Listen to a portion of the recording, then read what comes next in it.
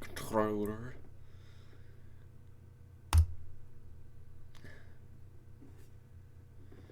Alright. Battery. Battery.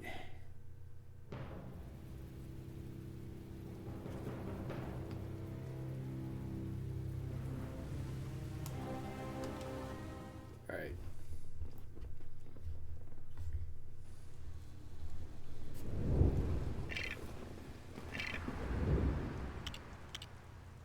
Alright, let's continue where we left off about a month ago.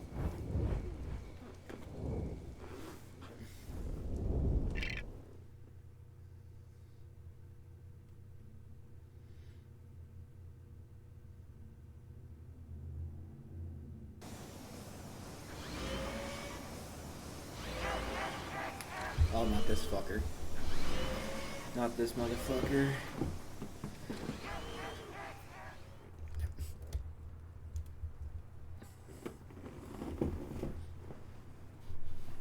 Robot takedown.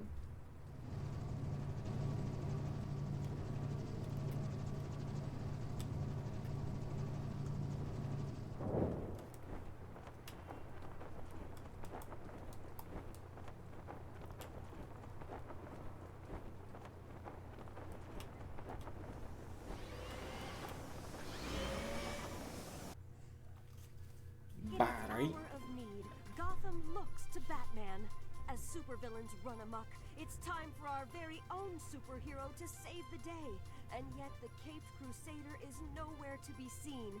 Batman, if you're listening, this is a bad time for a vacation. Gotham City needs you. We've got creeps on every corner. Clayface, Two-Face, all these dudes with weird faces. They're out and they're causing trouble, and we need you to stop them. Come on, get back here. Jesus. I wouldn't call this a vacation.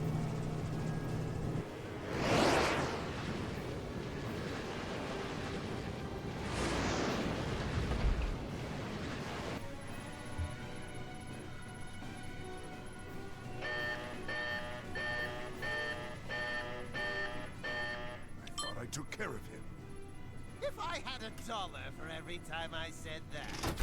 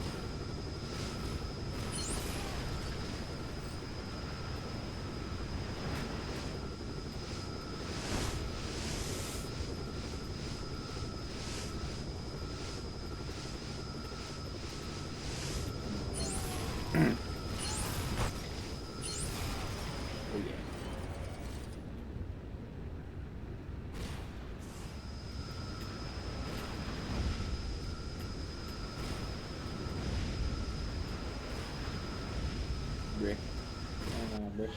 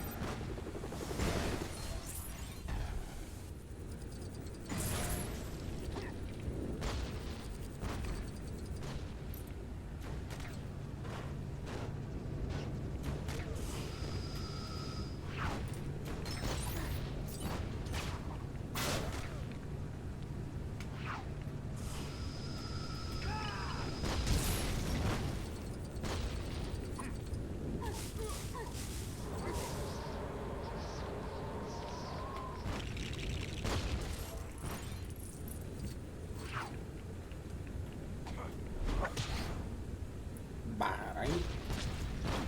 Now we're cooking.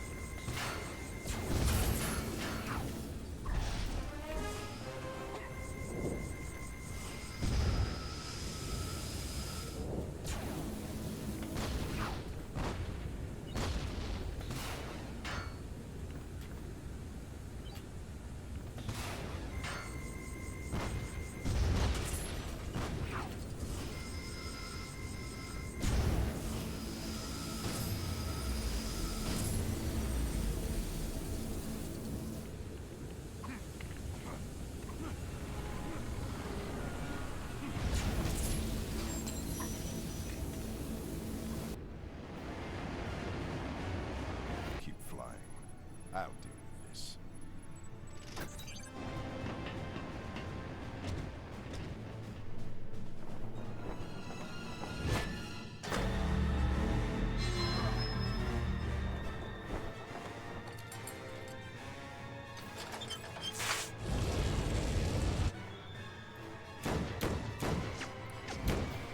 Oh god.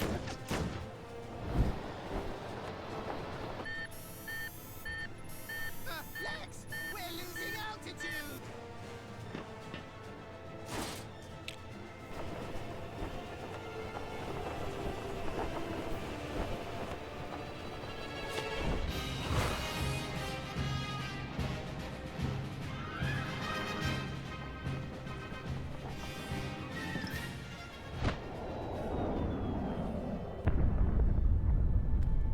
You all right? Yeah. Being that close to the kryptonite weakened me. I don't think I can fly yet. I guess we can get there some other way.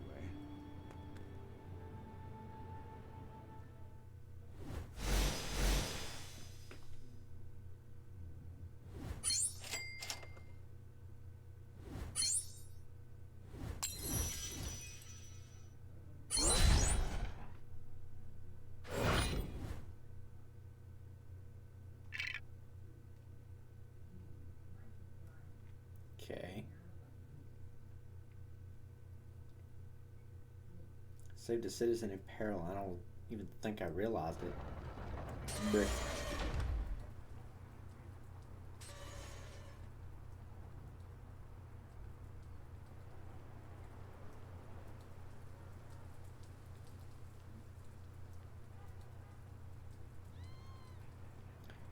Yo, where Robin at?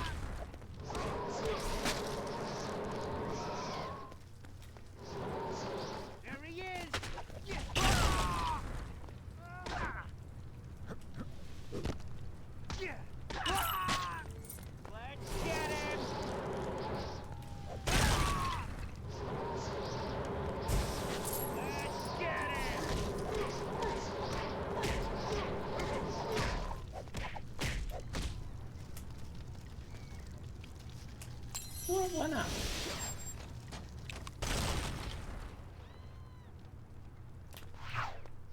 Oh, there's a terminal right there. Remote tie-in active.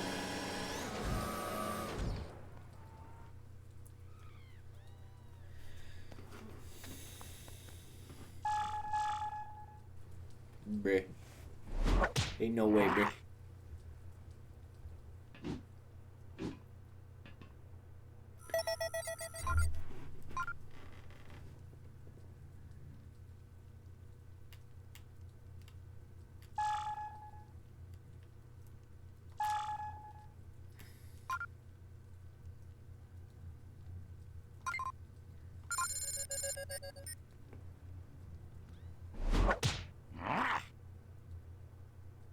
The penguin.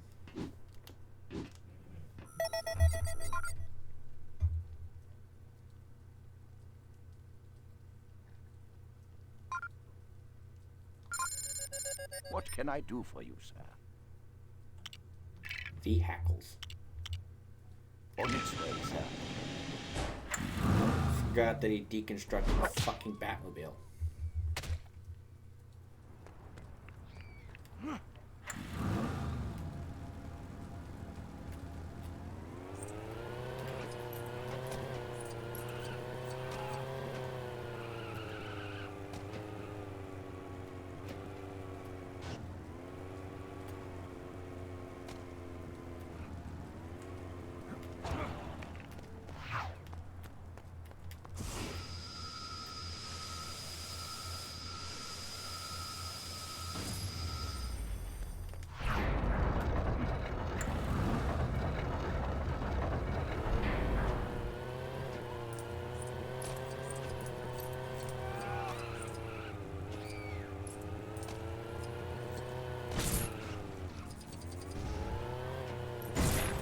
Bye.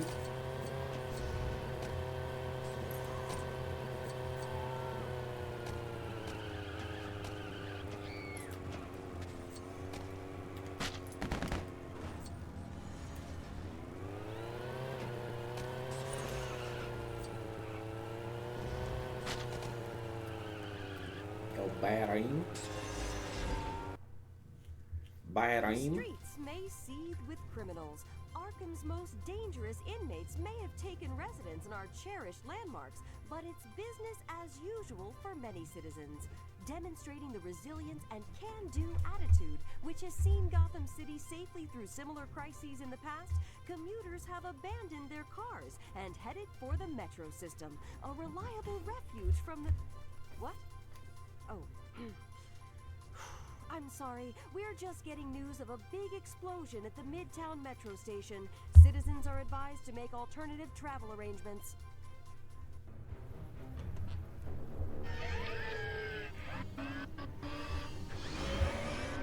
feel genuinely bad for the people of Gotham City, bro.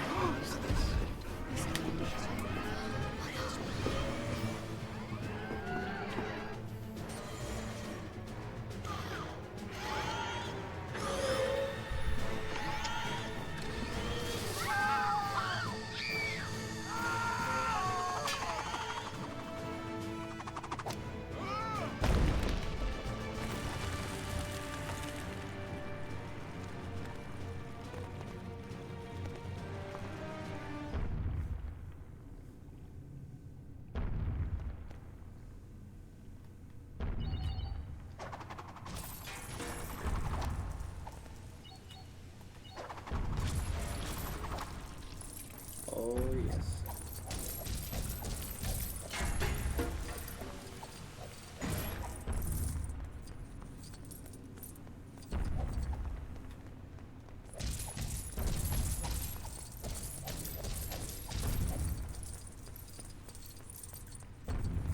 Bye.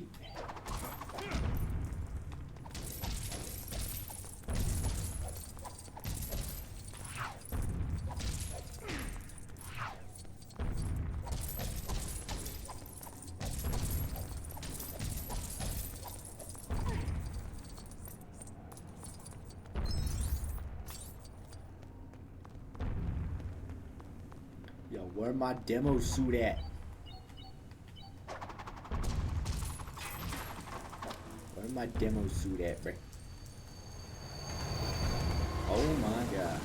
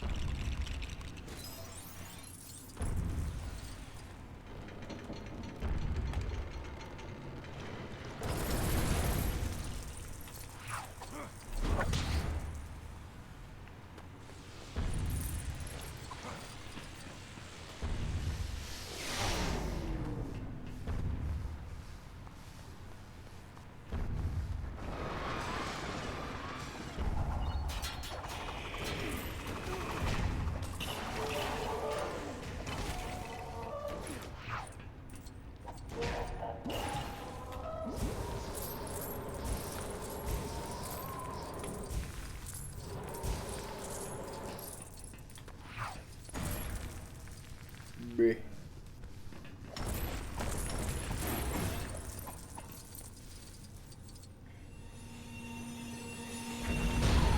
Bruh.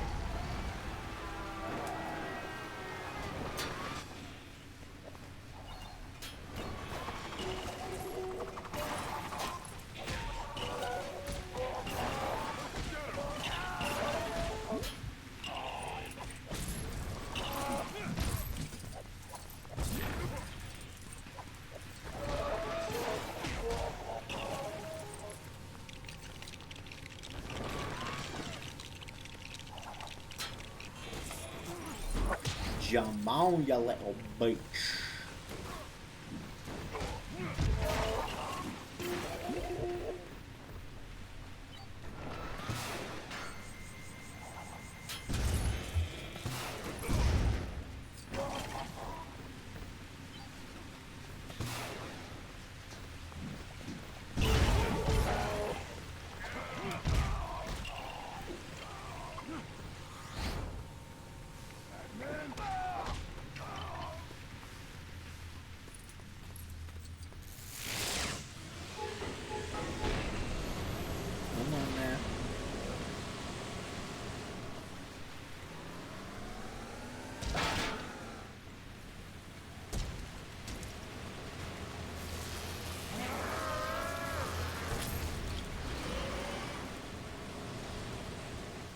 Why do they sound like? Why do they sound like the Zanies from COD?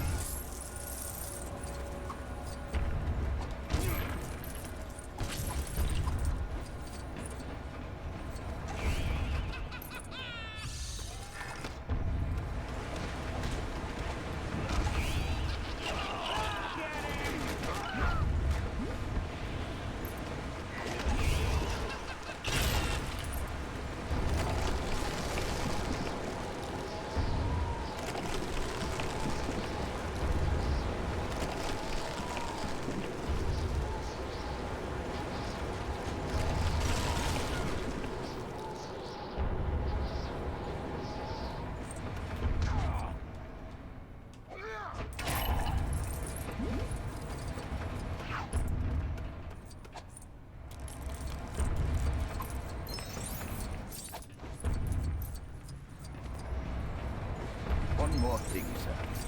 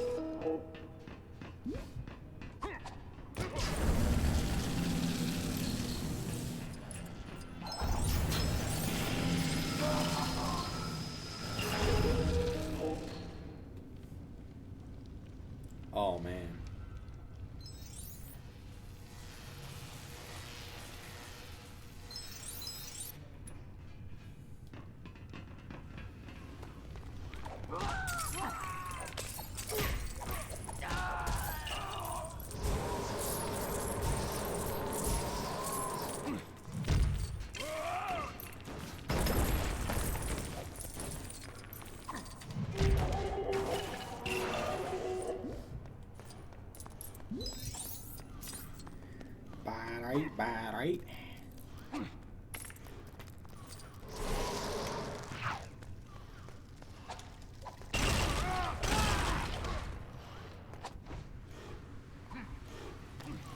Oh, come on, bro.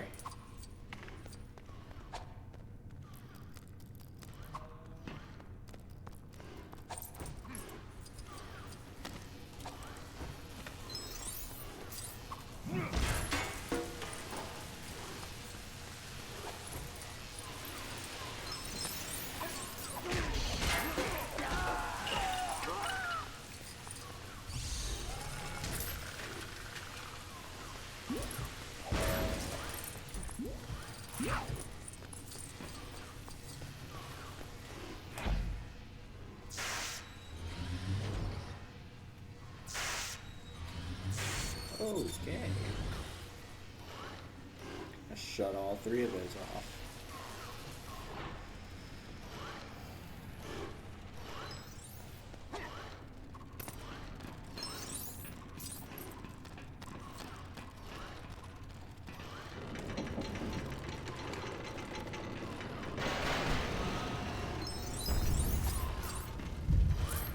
Bye.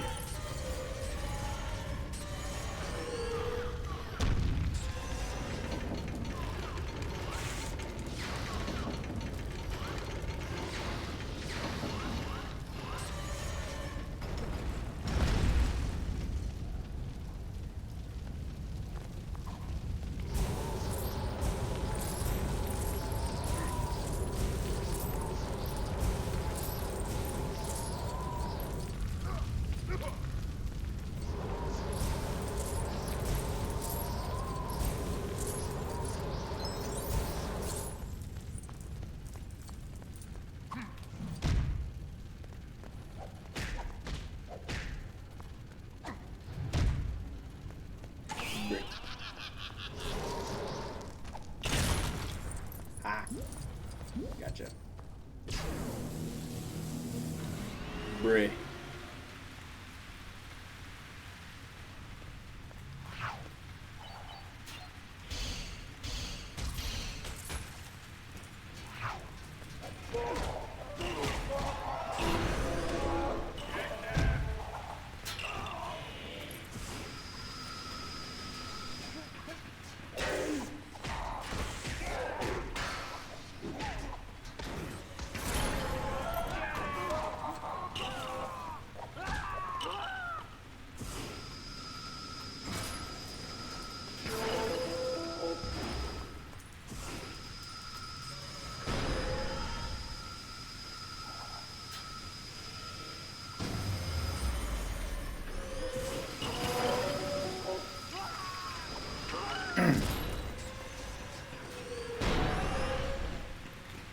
Bro.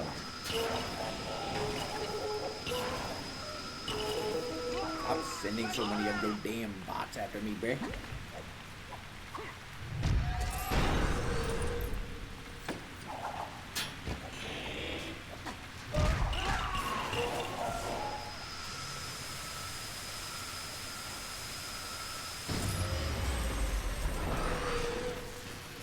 Oh god.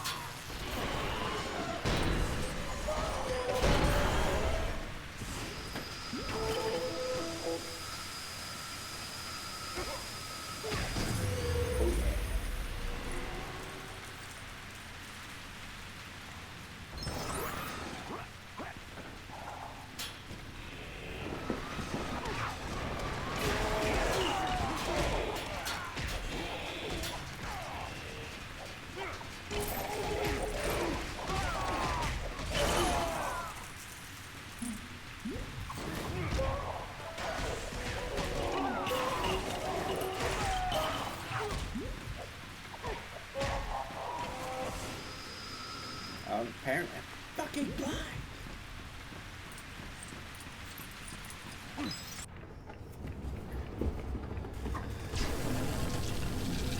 Oh, brother.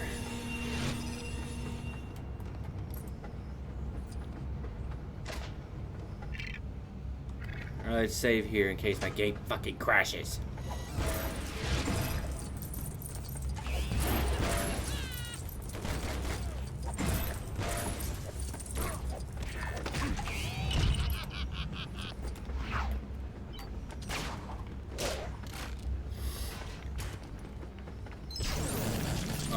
brother.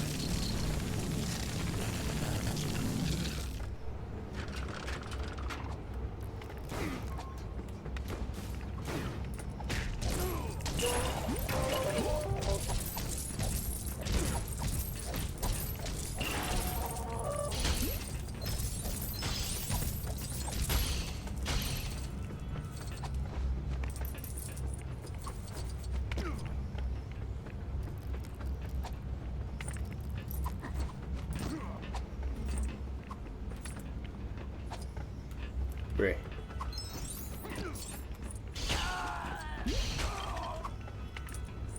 Okay. Bruh. Hot damn, bruh.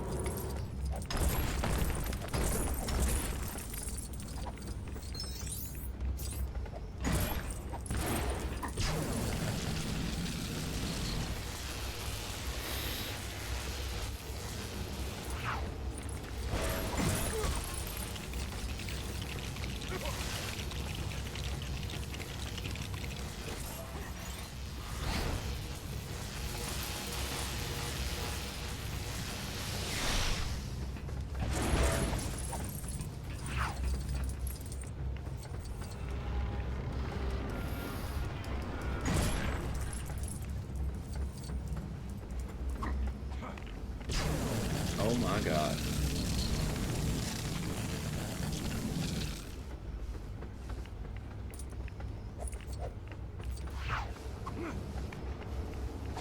Bruh. Ain't no way, bruh.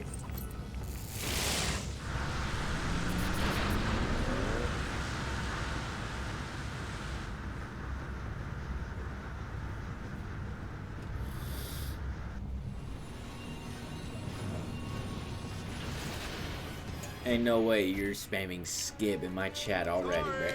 Sorry.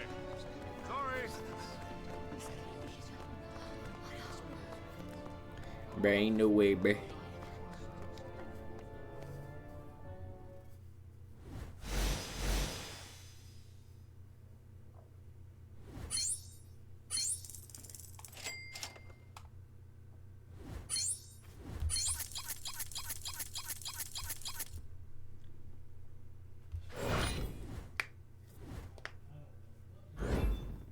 Okay.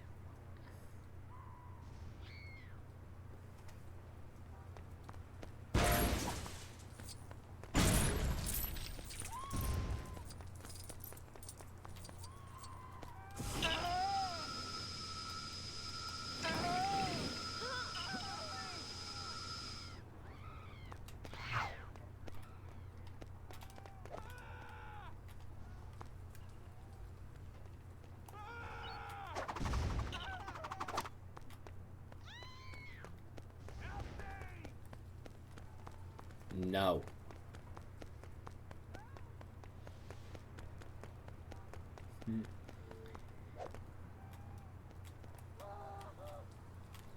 Save me, super guy. No. You're a dick.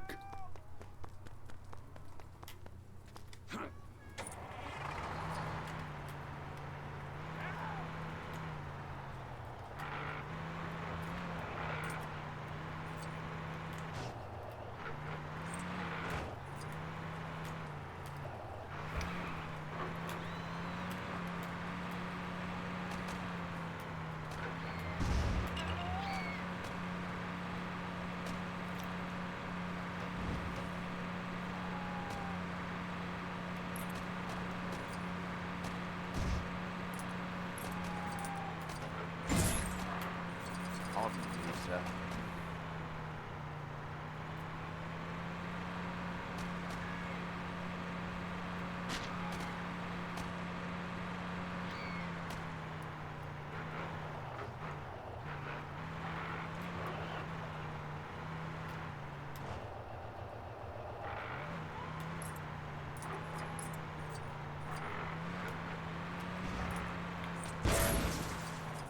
Have I ever thought that a pregnant woman was a Pacific Rim robot?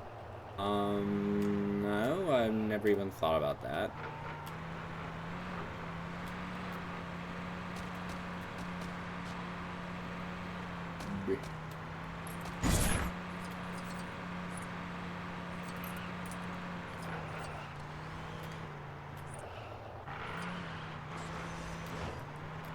Come on, bro.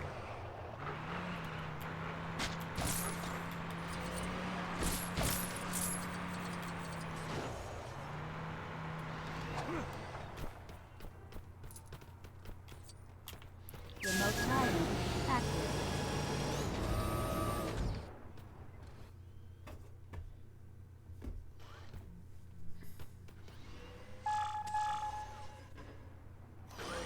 Brother. This city needs a strong, decisive leader.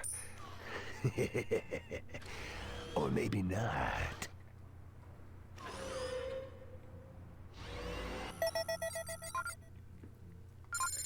God damn What it, can I do Two-Face. for you, sir?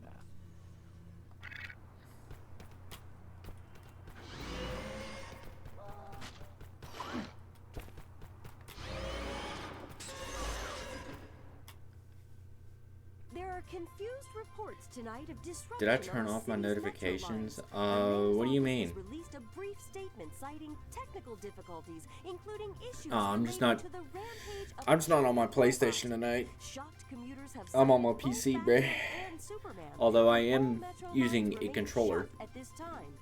Meanwhile, citizens gather at City Hall for the Lex Luthor rally, full of questions for the presidential candidate. But will he have the answers?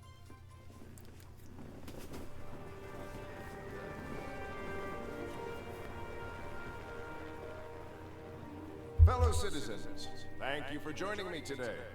Voting is serious business. So before you choose your next president, I want you all to take a deep breath.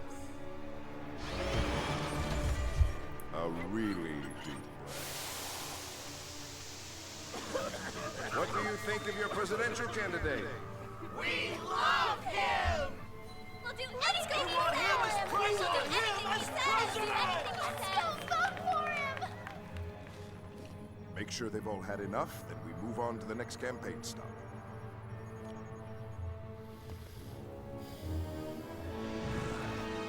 It's just skip, bruh.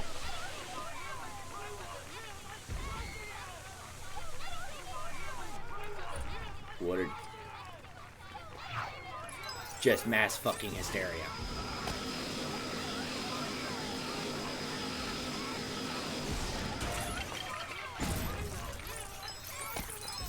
Bye-bye, what you mean, bruh?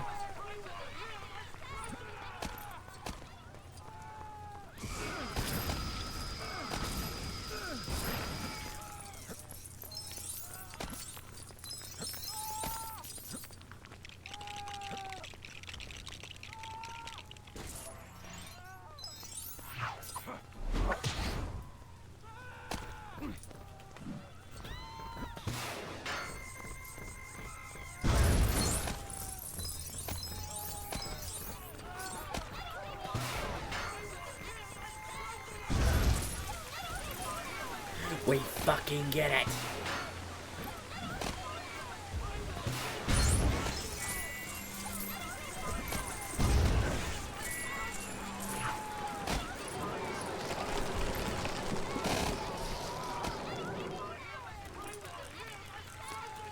Okay.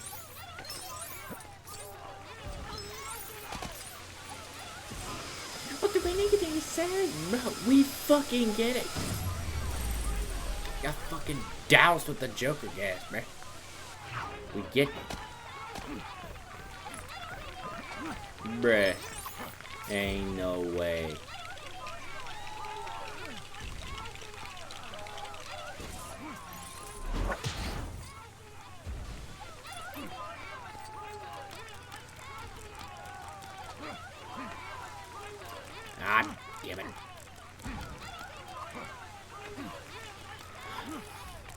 Motherfucker.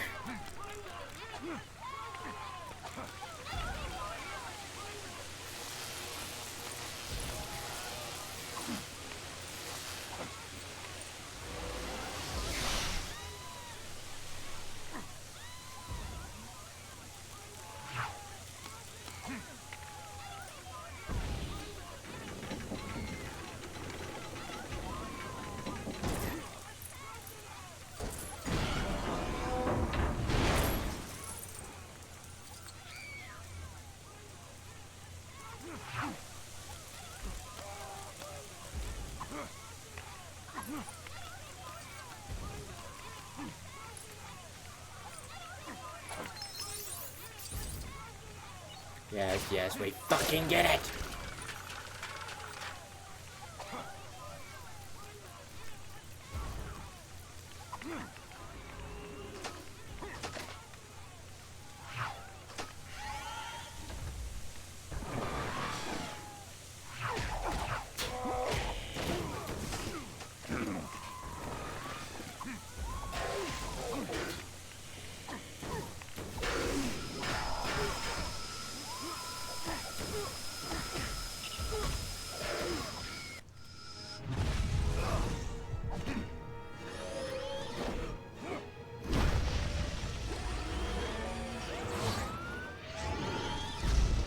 Good God.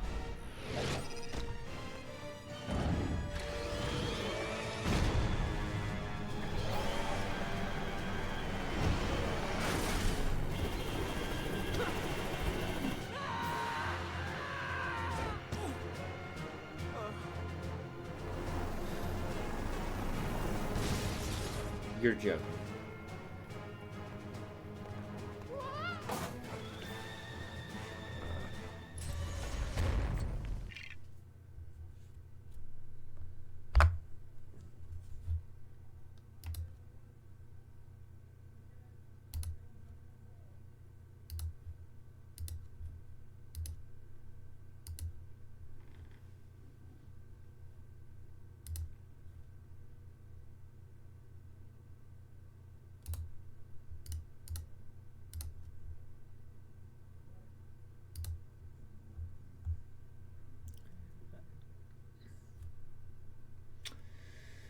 Can't believe you, bro.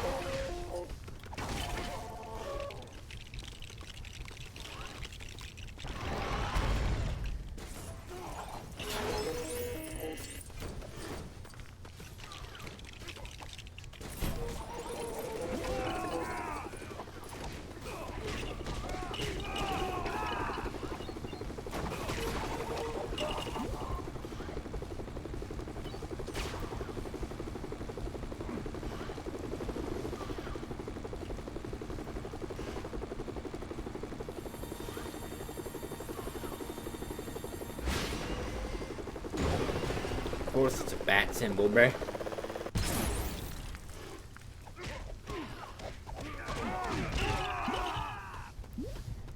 And that's how you take them out all at once.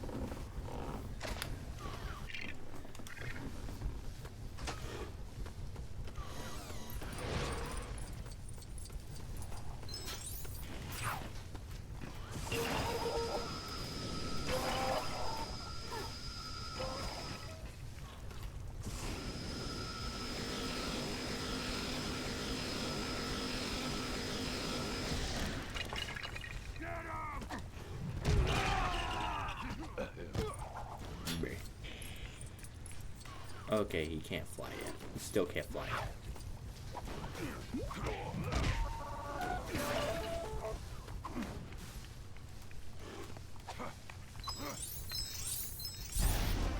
Oh yeah.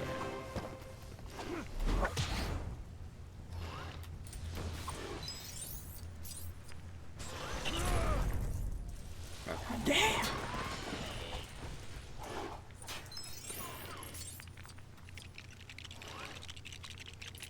Come on, bruh.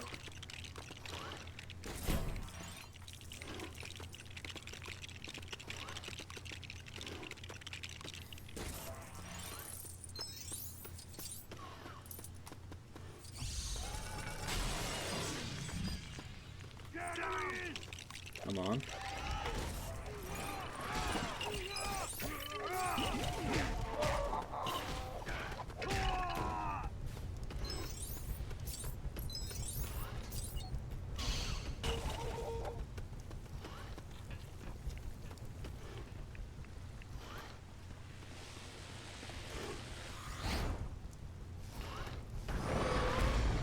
Bruh.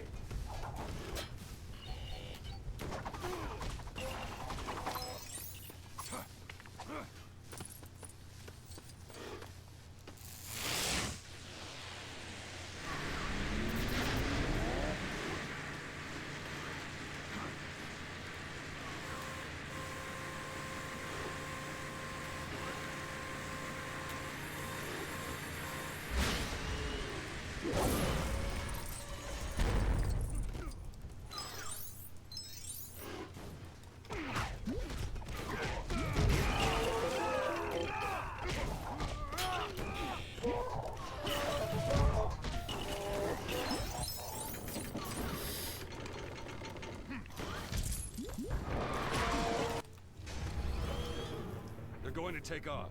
I've got some of my strength back. The kryptonite. I'll slow them down, Batman. It'll be up to you to stop them.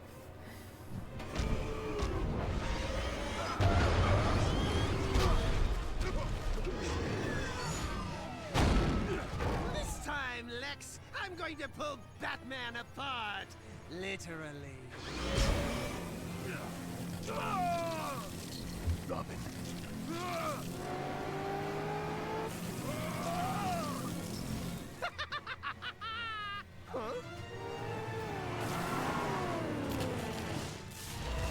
Robin.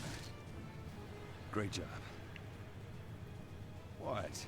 I think I'm going to cry. Get going. Wait. We're playing as Robin now?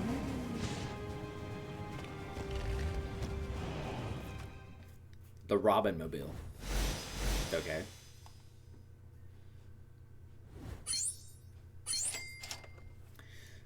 Oh shit, I'm a millionaire now.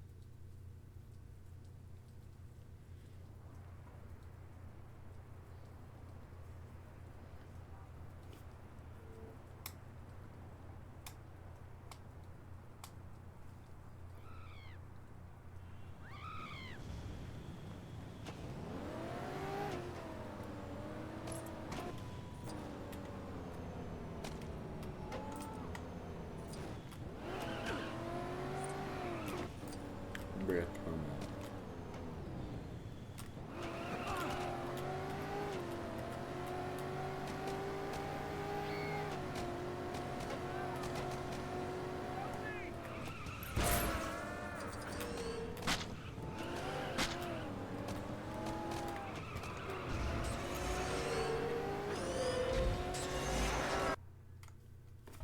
Lex Luthor's presidential ambitions received a major setback today as a bizarre vote-rigging master plan was uncovered thanks to the intervention of Batman and Superman. It seems that the secretive billionaire intended to secure his votes using mind-altering gas dispensed from a giant robot. A strategy which was specifically outlawed by local ordinance following last year's disastrous mayoral campaign. More on this story later. Joker tried to run for mayor?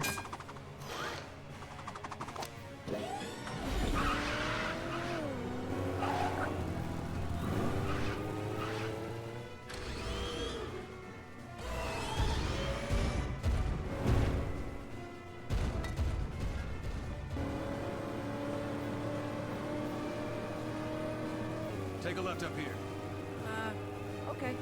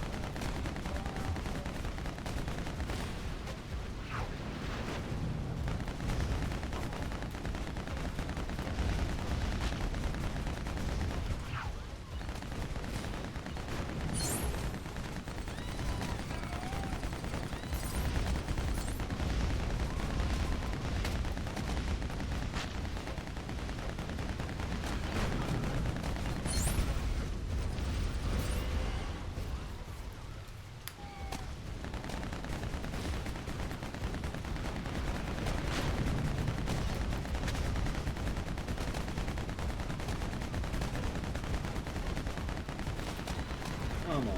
Oh my god.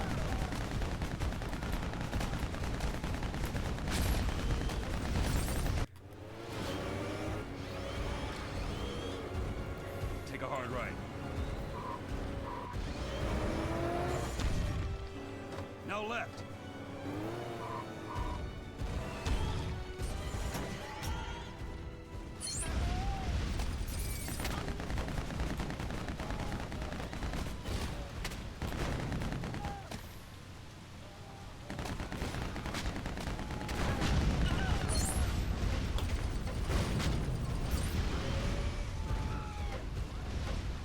Come on.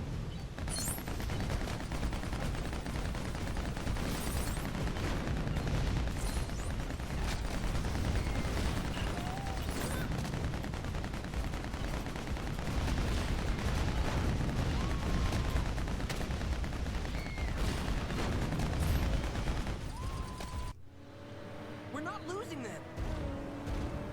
I'm not trying to.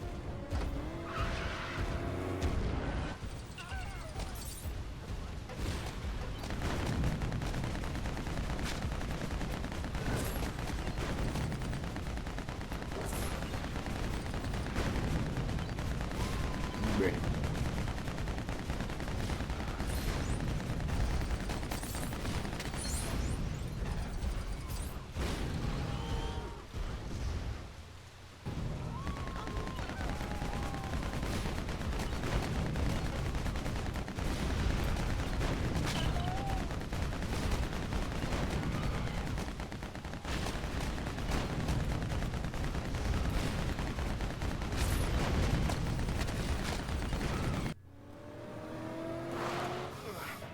Where have you been? Getting some help. Look.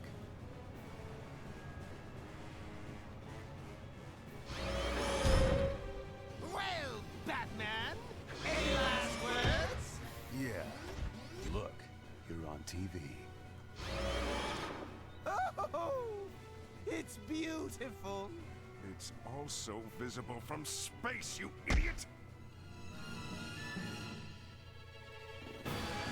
Aw, damn. Calling all Justice Leaguers. Calling all Justice Leaguers. Calling all Justice Leaguers. Calling all Justice Leaguers. Calling all Justice Leaguers. What do you want to do? Well, I do despise Bruce Wayne. Oh, fuck. Not Wayne Tower. Come on, man. Anything but Wayne Tower, bruh.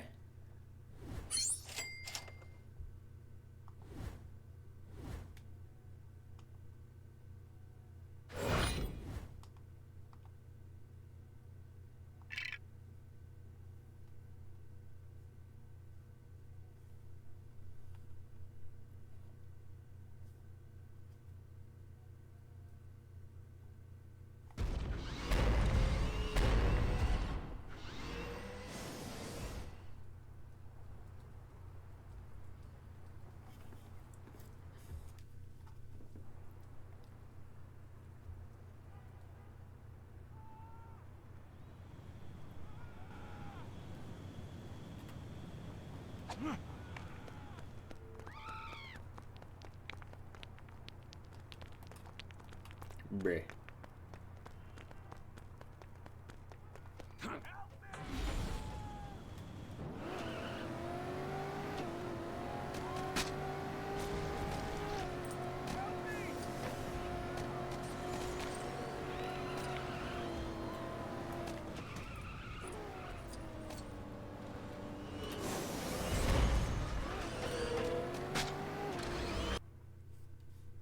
Further details are emerging of Lex Luthor's attempted election fraud, with confirmation that the mind-controlling gas used at his rallies was supplied and distributed by none other than the Joker.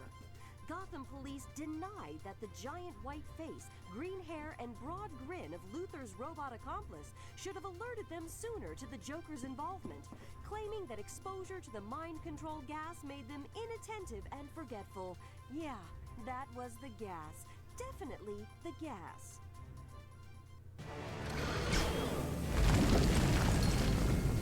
Should have known it was Joker by the fucking robot, bruh.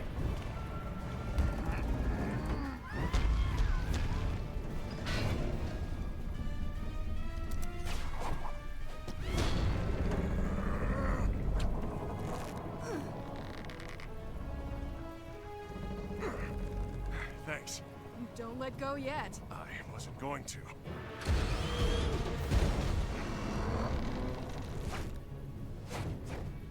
Why is a giant robot climbing up Wayne Tower? Giant robot? Let's get it! Follow me. I, know my way around this place. We better get a tour of Wayne Tower.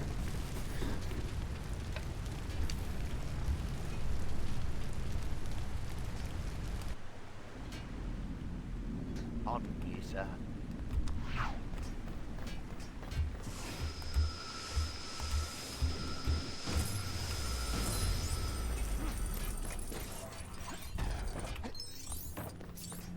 One more.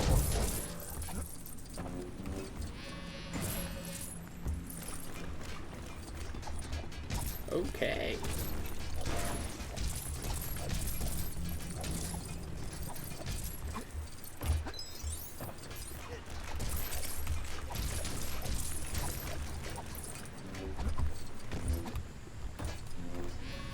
He could do everything except fly, apparently.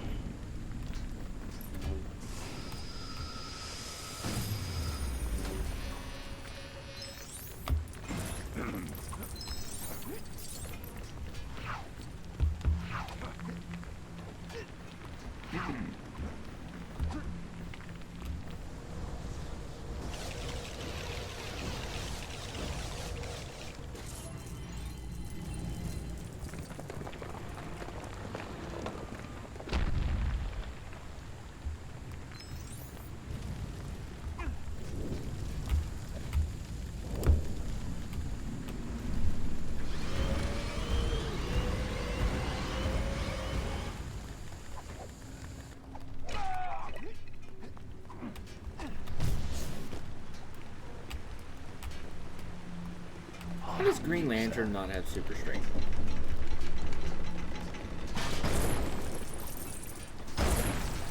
Cyborg is, makes sense.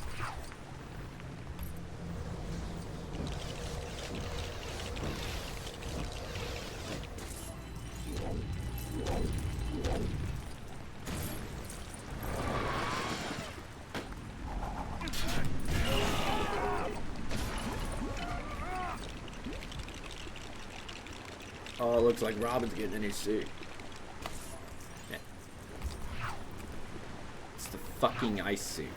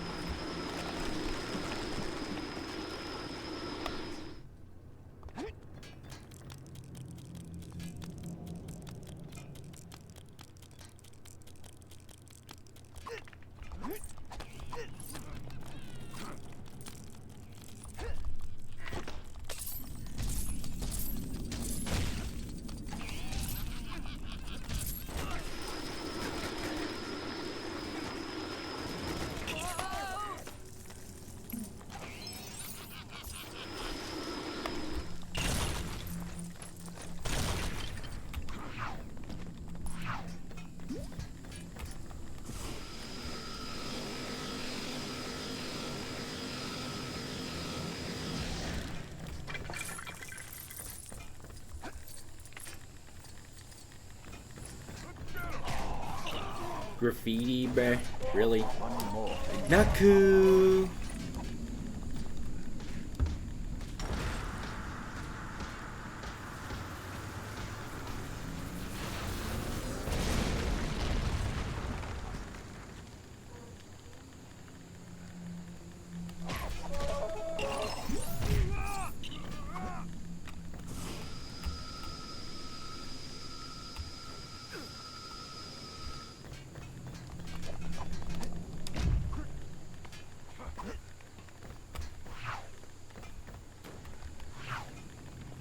One more thing, sir.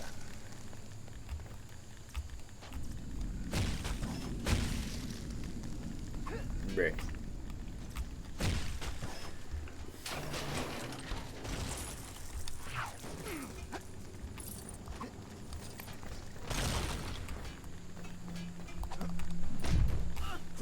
Okay.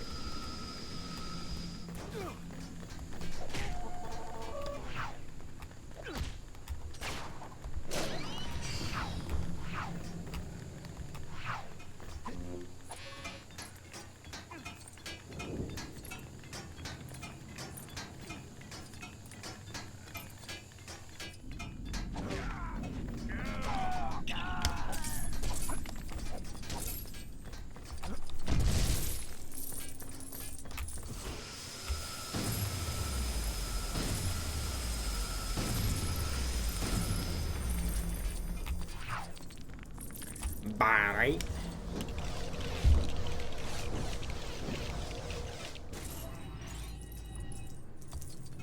Bruh. I have to hold it. Bruh. Oh, I could do that while flying.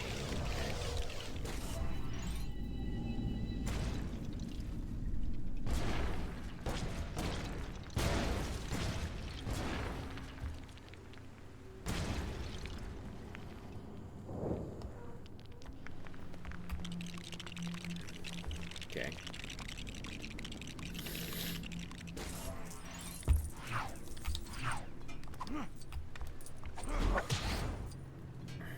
Bye.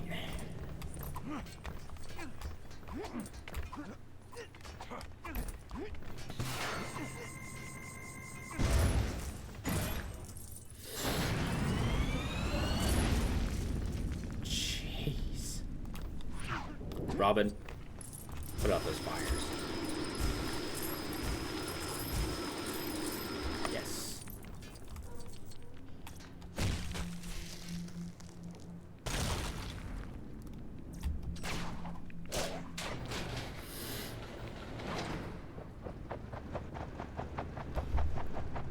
Bruh.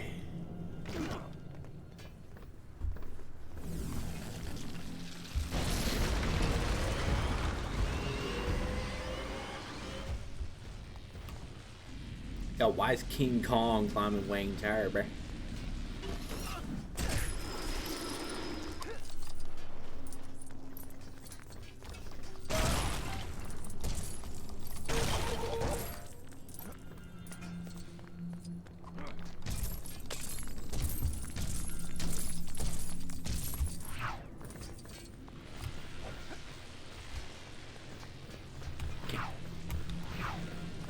This sucks.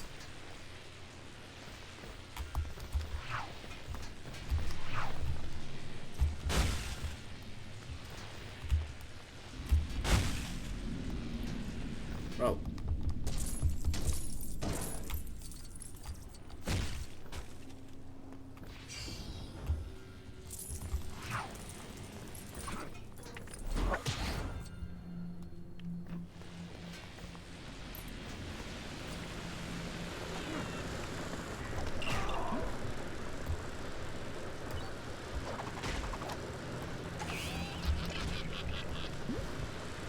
Yeah, get your goofy ass out of here, bro.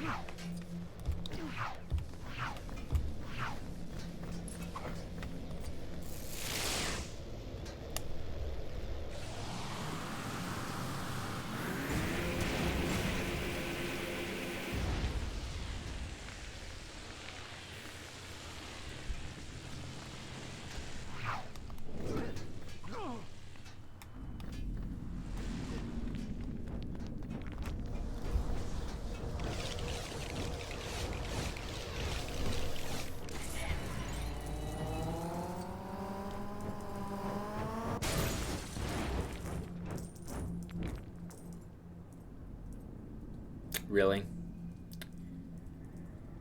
Really? Really? 2 planes? Are you fucking kidding me?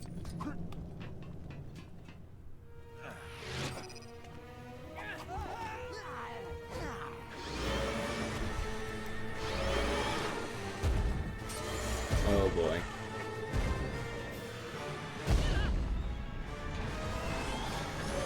Robin, are you fucking blind? He's behind you.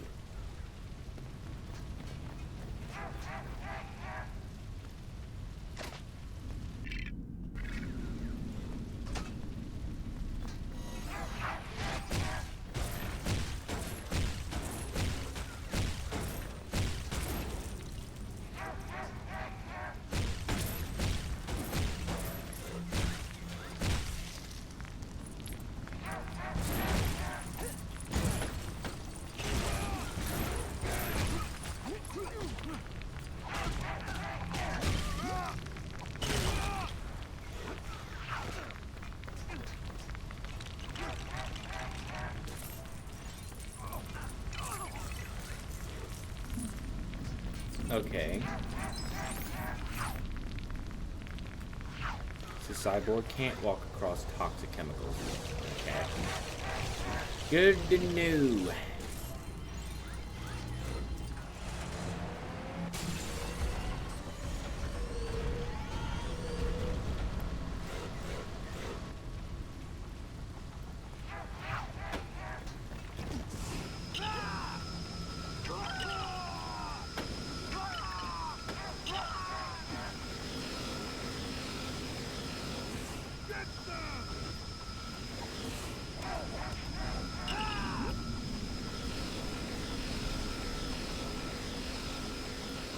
Now. There we go. Yo, what's good, Andrew? Bleh.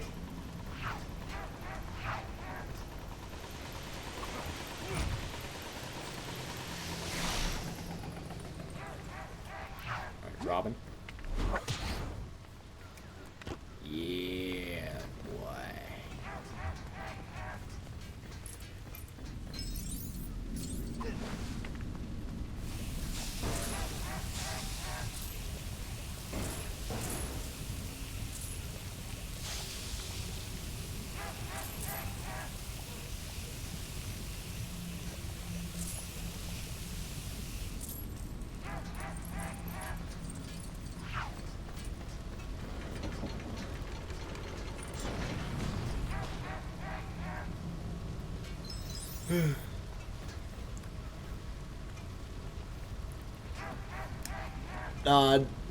Now most of this game's like an earlier stream that I did like a month ago. I'm just now getting around to finishing it. Fuck. And yeah, I'm just now finishing it.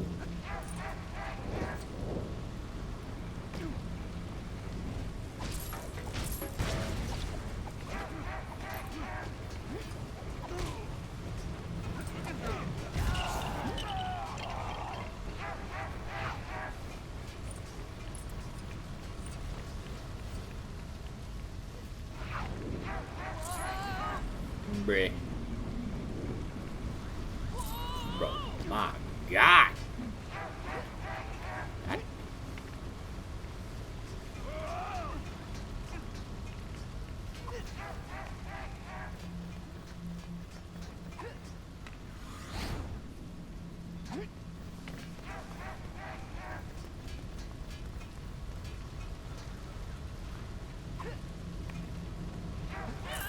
Bro, my God.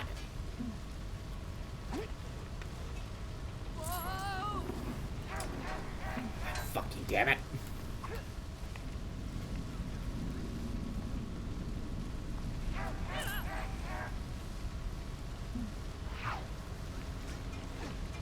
Okay.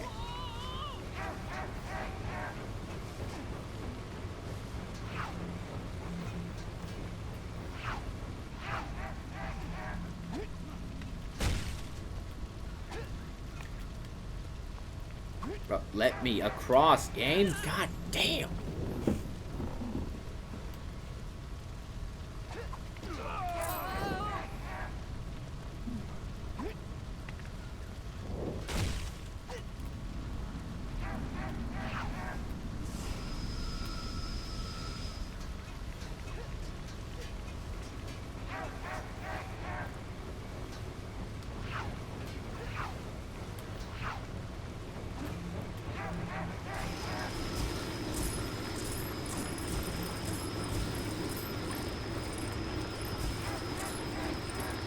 Me too, buddy.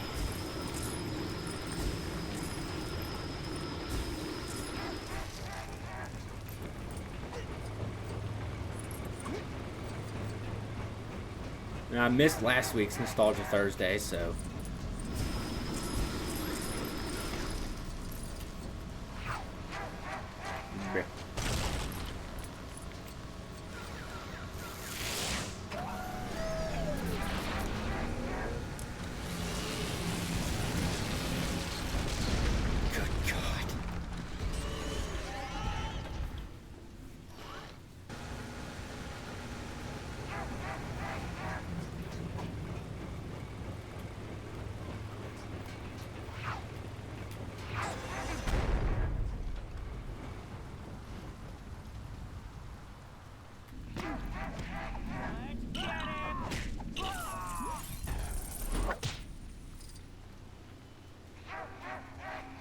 You ever play the Arkham games? Played Arkham Knight, and that's it.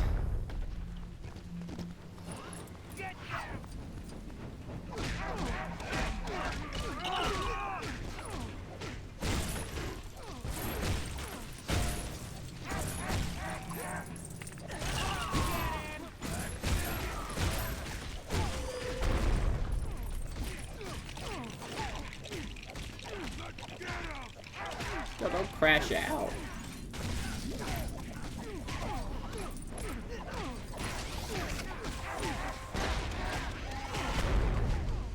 Okay, break.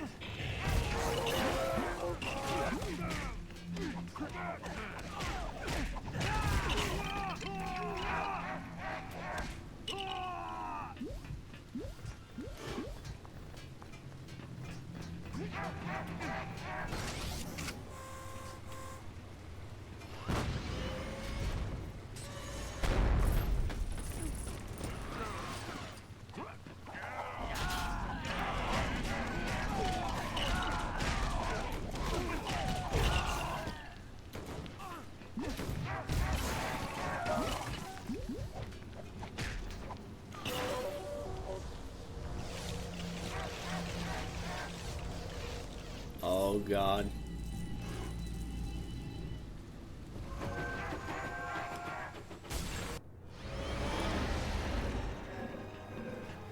Yeah, just ran a train on him. Just like I did your mom.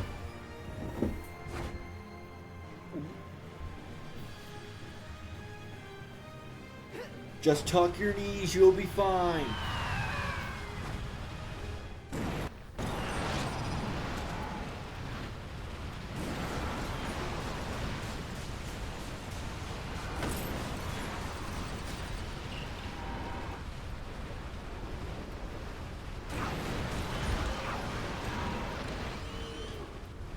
Come on now.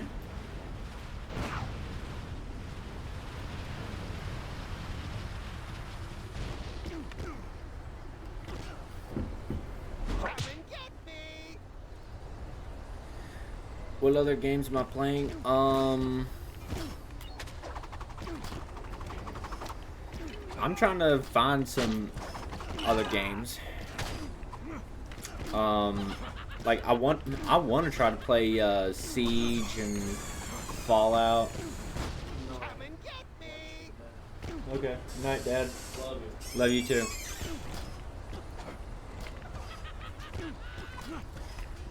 Yeah, I'm trying to play games like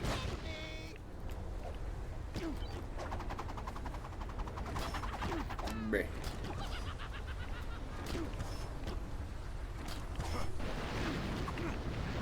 Oh, come on. Coming and getting. Not. Eat my batarang.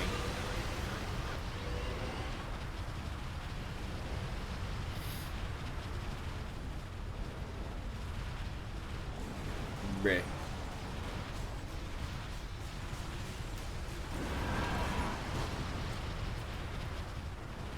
Fallout, Siege,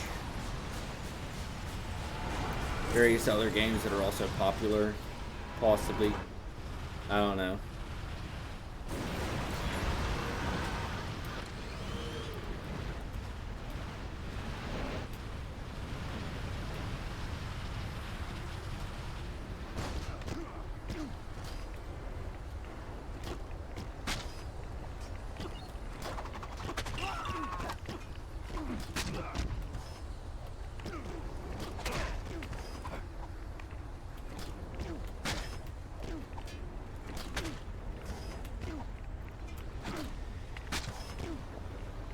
The cake is a lie.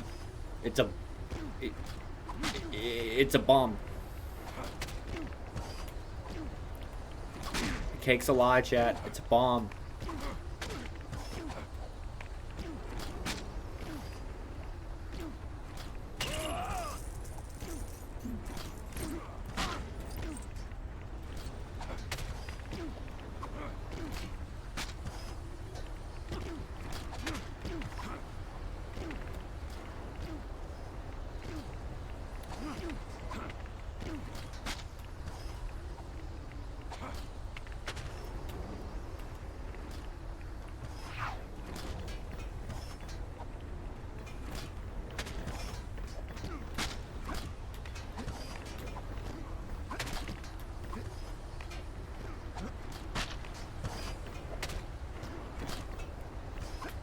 Bruh.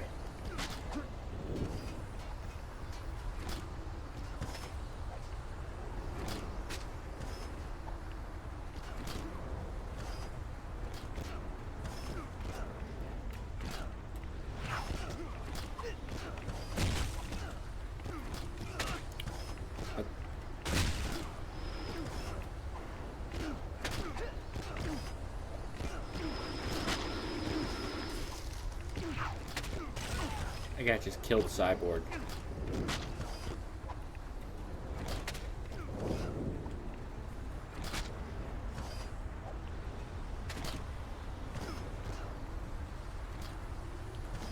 Portal, I have no idea what that. I have no clue what that game even is, bruh. Bruh.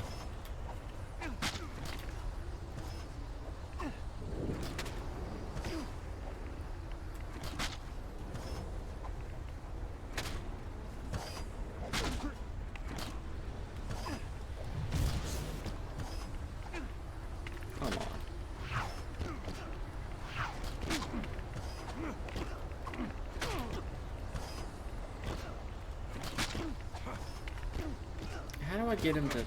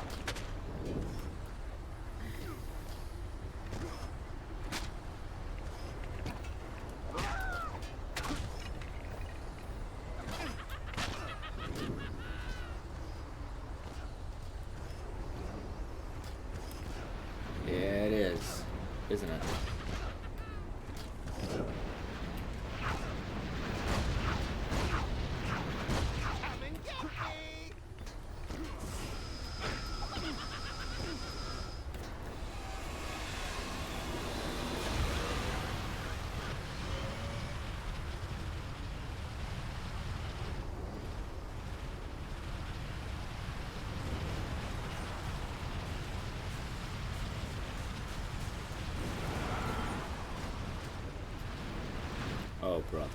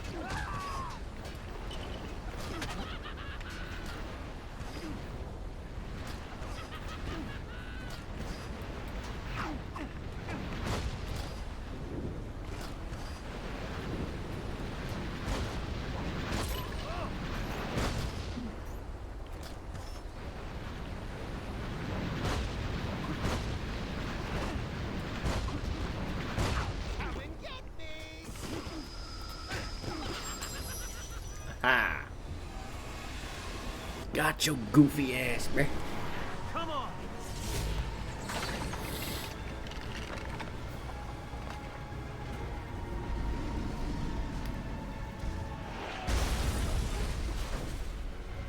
Crash.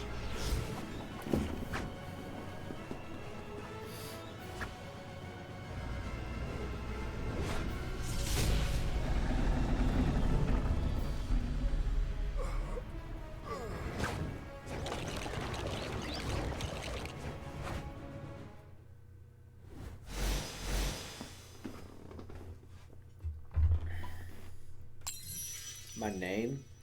It's Blaine, dude.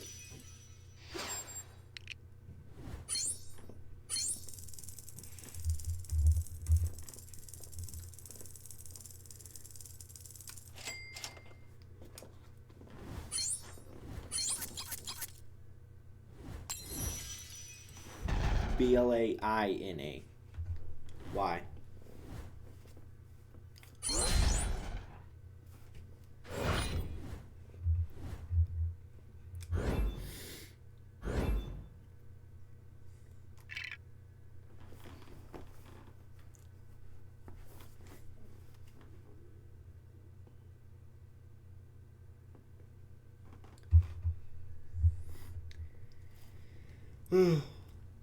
Thanks. My dad picked it.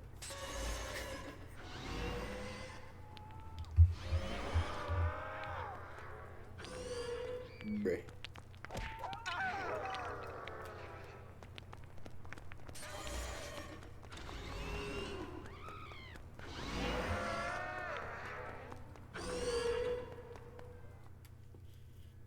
In a specially extended bulletin tonight, chaos on the streets of Gotham.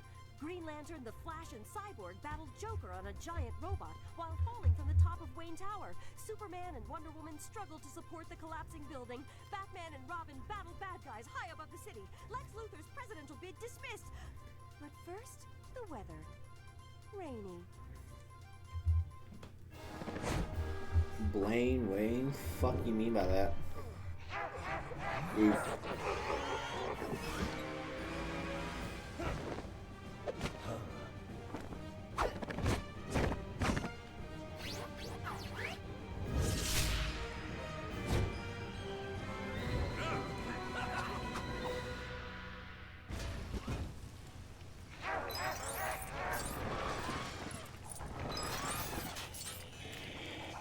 Like Bruce Wayne? Actually, Blaine's my middle name. Not telling you what my first name is.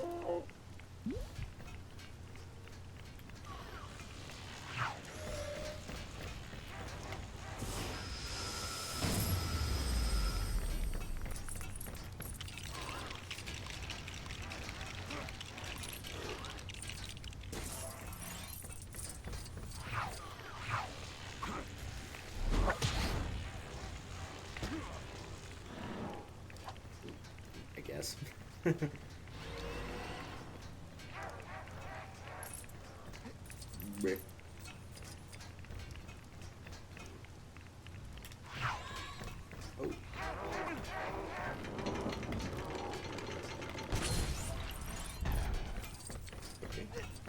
Pretty cool name there.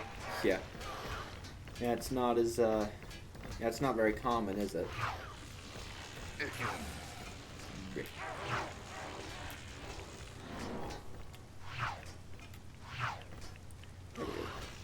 Excuse me, sir.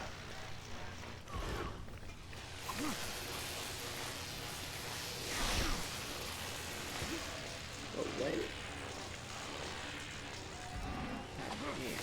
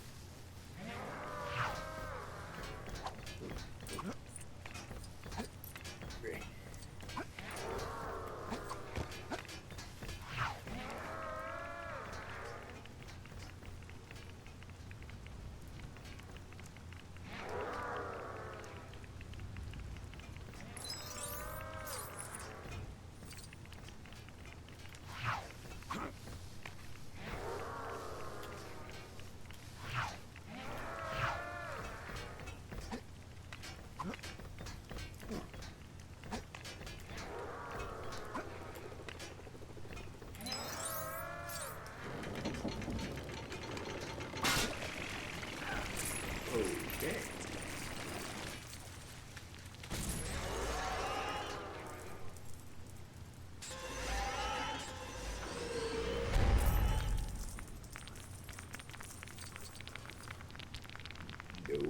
Okay.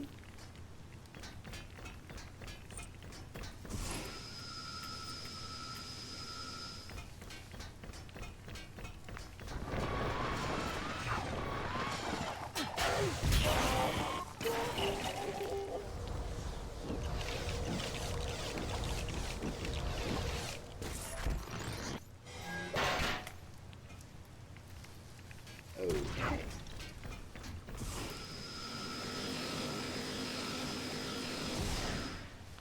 My first name's pretty common.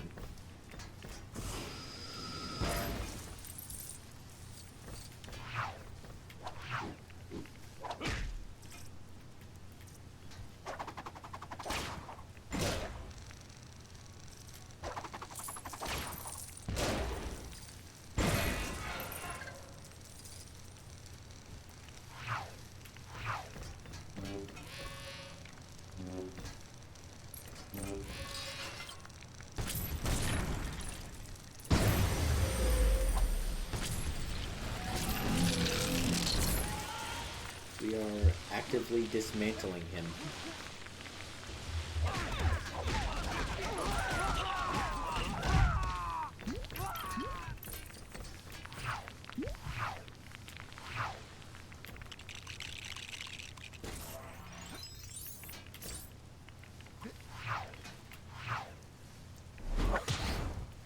Bye.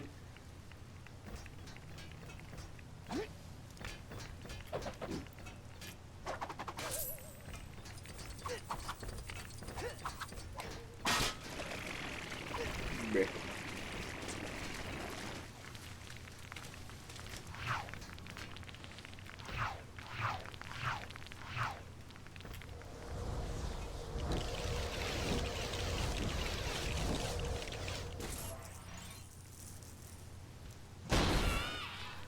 Good job. You're always ruining my fun. You're always ruining my fun. Yeah, you said that already. Bleh.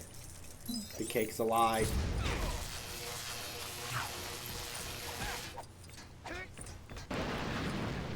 Bleh. Ain't no way.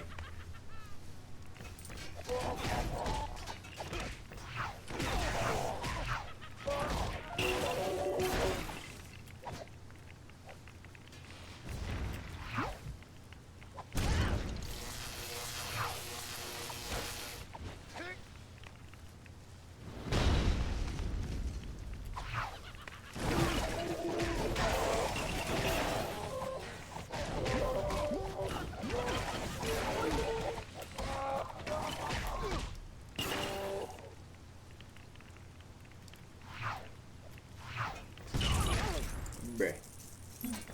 Ain't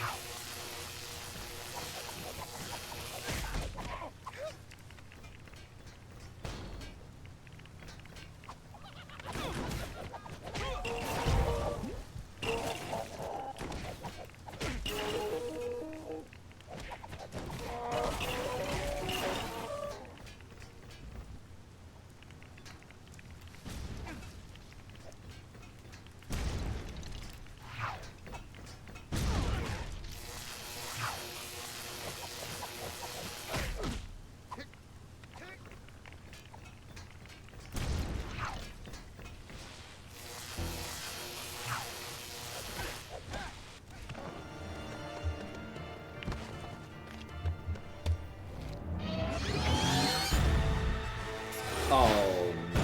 Oh hell no.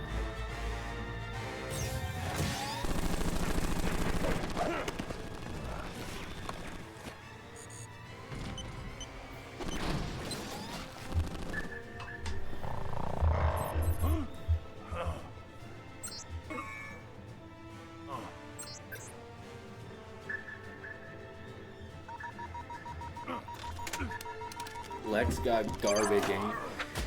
Got bad aim. Bad aim, chatter. Bad aim. Bad aim.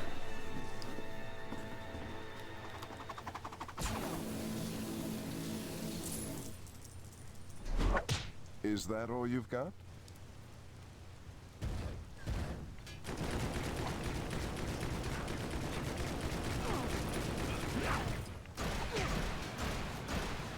Bruh.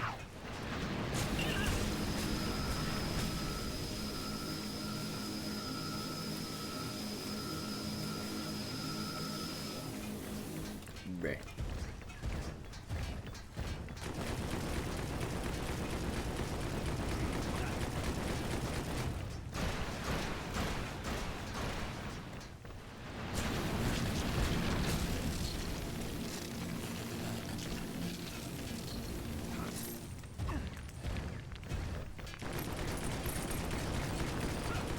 Come on, bruh.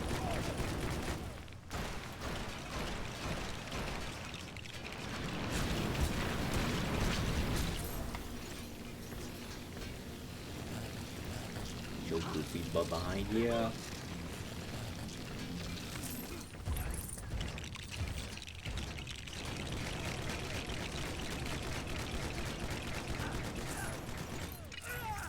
Bruh. Ain't no way, bruh.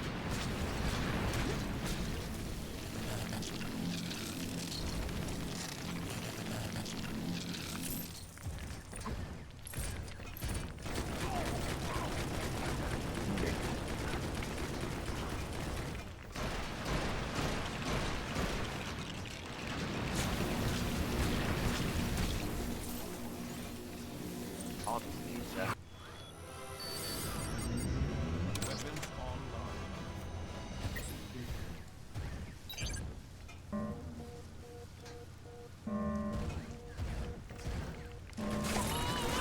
Bruh.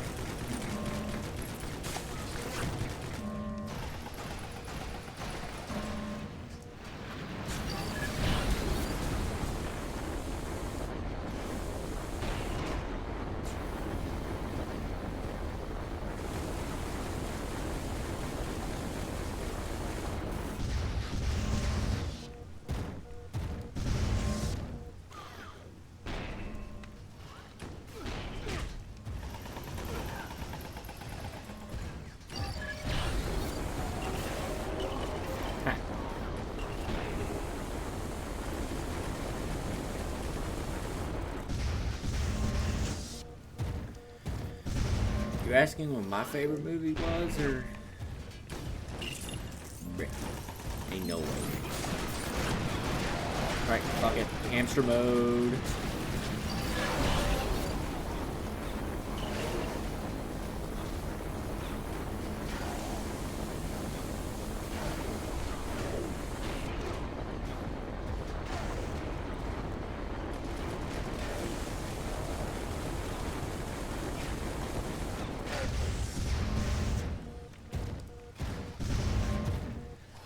Ooh.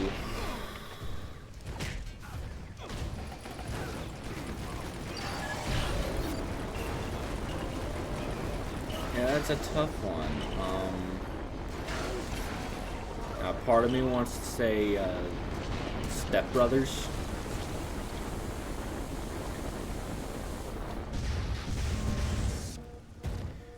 I also kind of like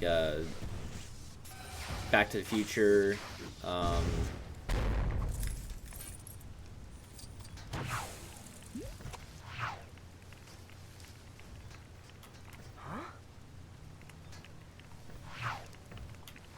Only the Batman.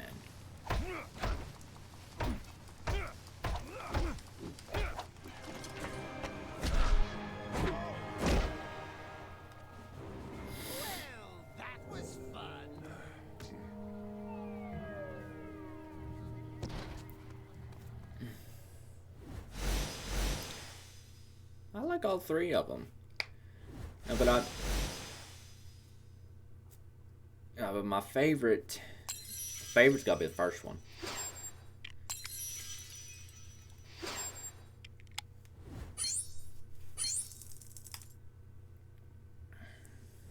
I also like Tombstone real well.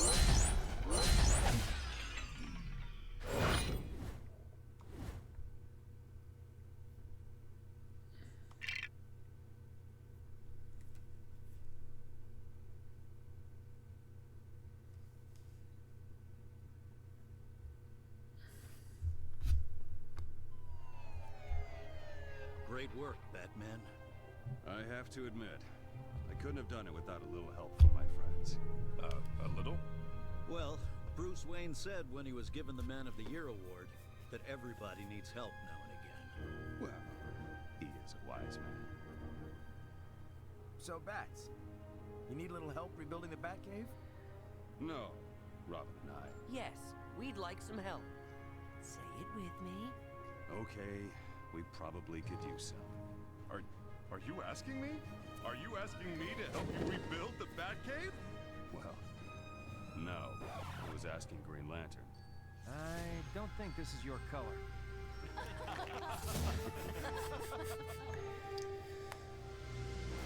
Favorite show? Oh, that's definitely got to be Invincible. I have located it. What the fuck? Brainiac? Oh, he's the big bad in the next game. Yeah, my favorite show is Cecil! Are you sure? Are you sure? Are you sure? Are you sure? I am so lonely.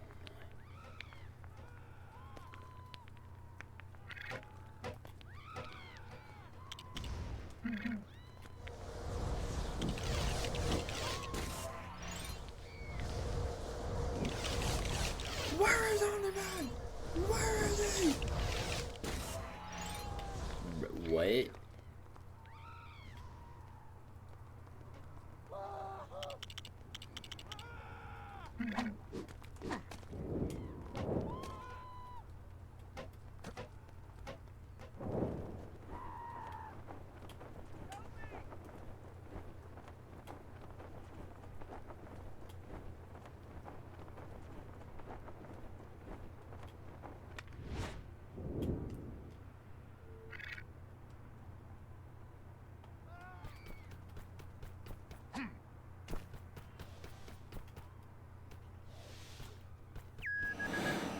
What can I do for you, sir?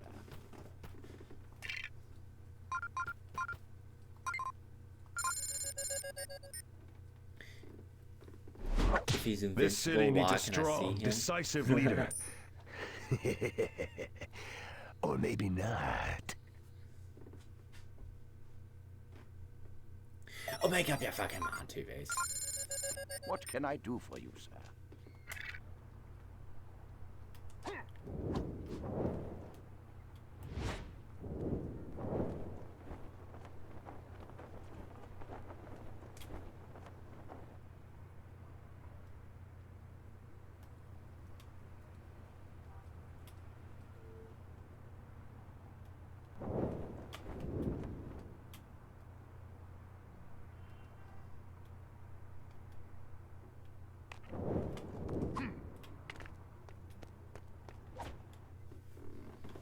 This city needs a strong, decisive leader. Or maybe not.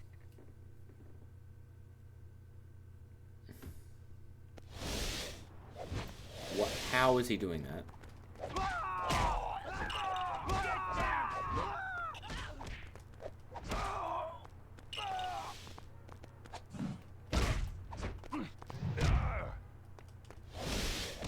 Bleh.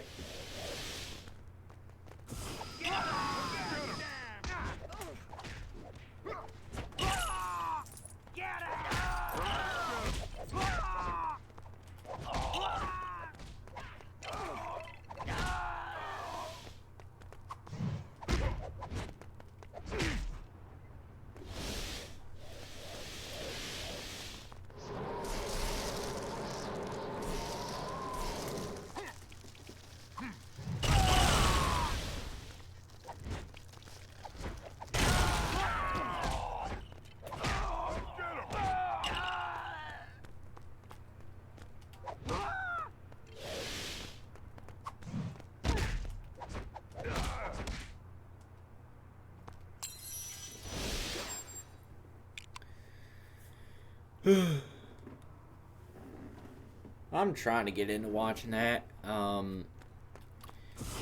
Dad watches it. My brother talked him into that.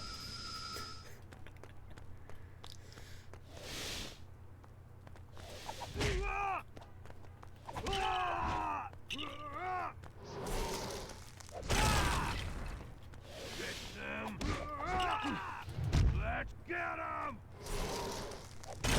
Get them!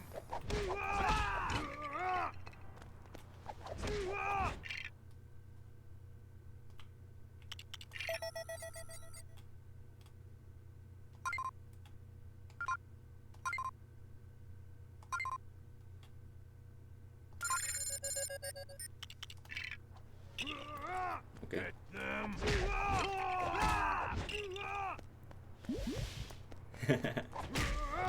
You know what? That's a fair point. Get them!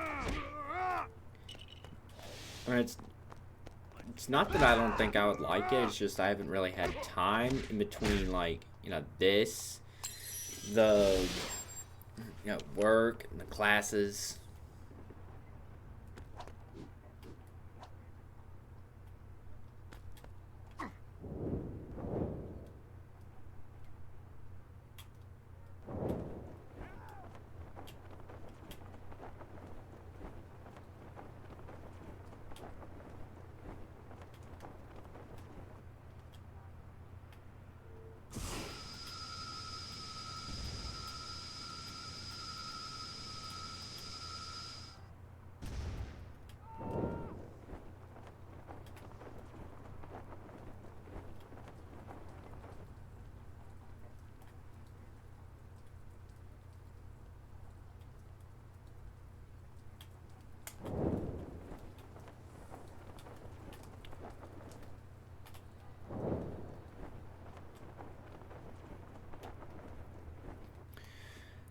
Yeah, I do like online classes.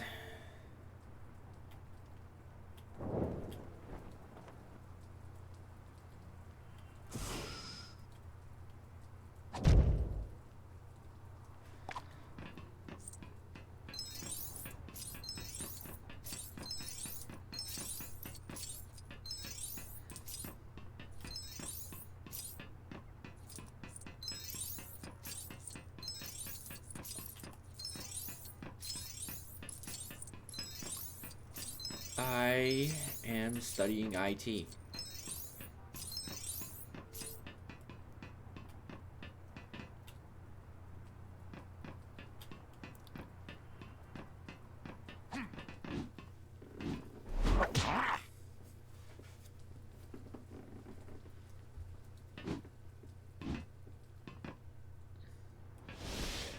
Bleh.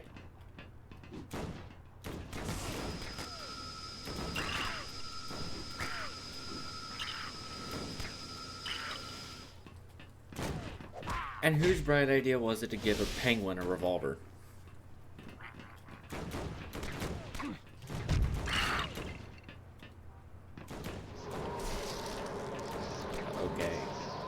can freeze in penguins.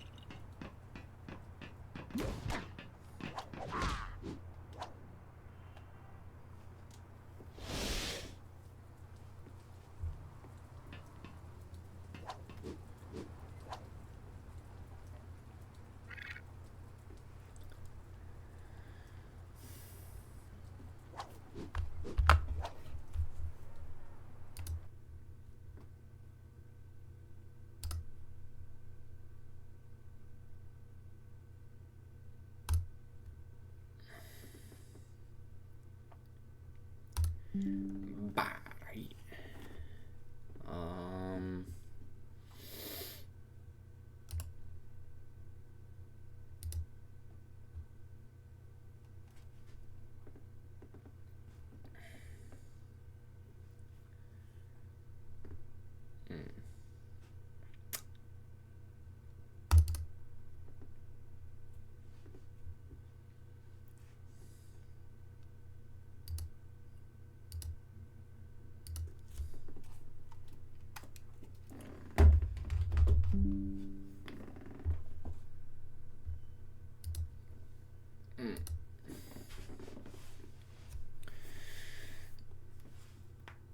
Am I done stream?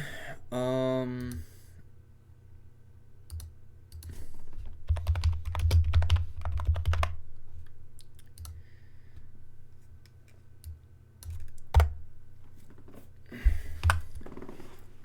I might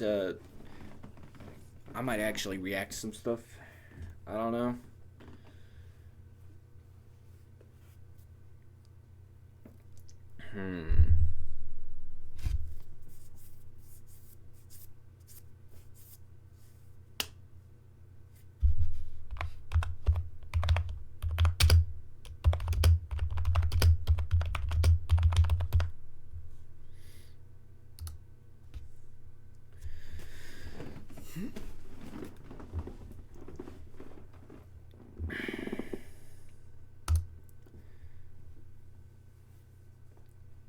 Now what some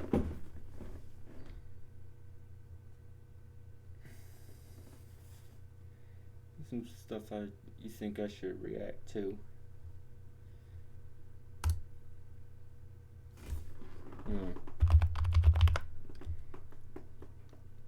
Russian Badger.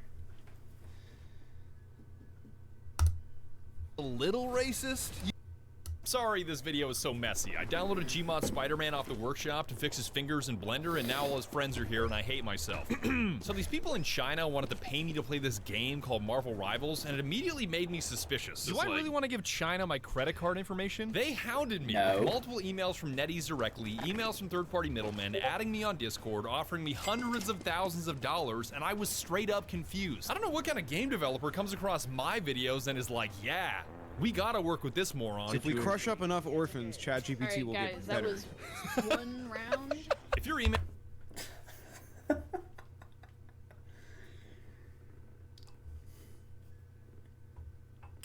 Why? Just why? Hi, boy. Alright. Alright, I'll watch that one next. Email lands in my inbox. I assume you're either mentally ill or scheduled to receive a lobotomy. But fighting the urge to dunk this... Hi, boys. That, Well, what's the What's the title of that video? Email into the trash like the American imperialist that I am. I don't like education. I'm American, gamer. I remembered that my wife is Chinese, and I already tanked her social credit score on a recent trip to Taiwan, sticking my tongue out in a freak off with Venom at a mobile phone store. So I said, hey, why not download the silly Chinese Disney game and play Cookie Clicker with my wife's financial future? My rotisserie chicken getting ready for me at Costco. To be crystal clear, I said no to the money because the moment I cashed the sponsorship check, they'd force me to delete all jokes and fun from this video, and it's highly likely that even making this video is gonna get my Marvel account banned for mentioning the words Taiwan, or Tibet, or Tiananmen Square, or anything else with a T. So now that this video is without a sponsor, how about you cop some Guacamole Gamer Far 9000? The only energy drink trusted by loan sharks and construction Iron workers Man with multiple explained by an DUIs. idiot. The moment this green piss liquid touches your lips, there will be a felony God. warrant for your arrest. The main ingredient is the most dangerous fluid in the world, known as American tap water. We made it just 40 cents a scoop to put your local meth dealer out of business. We've even got a caffeine-free version so you can shove down unlimited scoops and forget what fluoride tastes like altogether. Use code BADGER on anything you buy because it lands you 10% off and lands me a big-ass commission. Now let's get started with a great leap forward. Marvel Rivals is the latest addition to the video game genre that tries to kill all your brain cells at the same time. There's so much fucking visual stimuli on my screen right now, I don't even know what I'm looking at. This category was previously dominated by Overwatch, but instead of characters like Junk Mommy, Sweet Mommy, and my bastard ex-wife, NetEase secured a Marvel license and ate up all the market share like a sugar cookie. Can I get a sugar cookie, please? Can I get a sugar cookie? No way.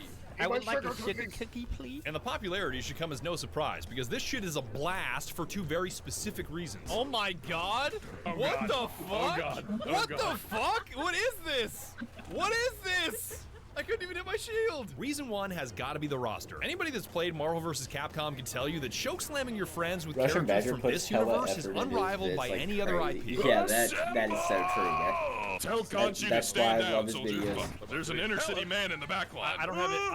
I'm actually objective single mother. I'm Oh, she dead ass ulted. Never behind mind, him I'm right out. I'm not even a Marvel head myself, and it's not like Overwatch is bad character design, but running around doing stupid shit with the most iconic Avengers, mutants, heroes, and villains that fans have loved for decades has an untouchable charm to it. Oh my bad, I had the suit in freak mode. I didn't even know. Oh my god. Jarvis, please synchronize my back shots with ad-sponsored Pandora.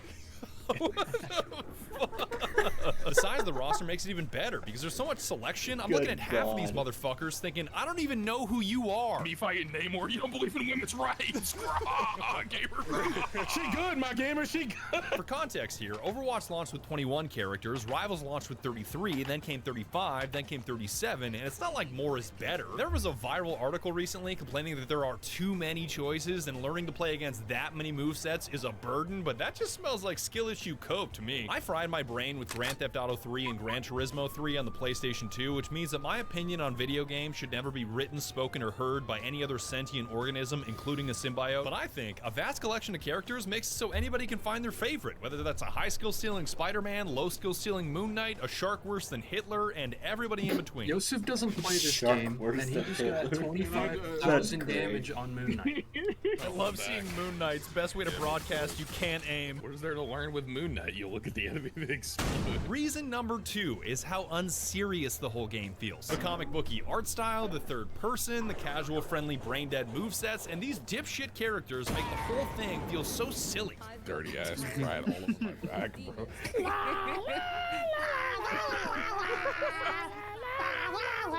I see the game's goofy personality as a huge strength that makes it feel so much more approachable. Like, I don't even have to sweat my ass off with meta team comps and frame perfect comps just to squeeze out an ounce of fun. Yeah, nah. Yeah, nah.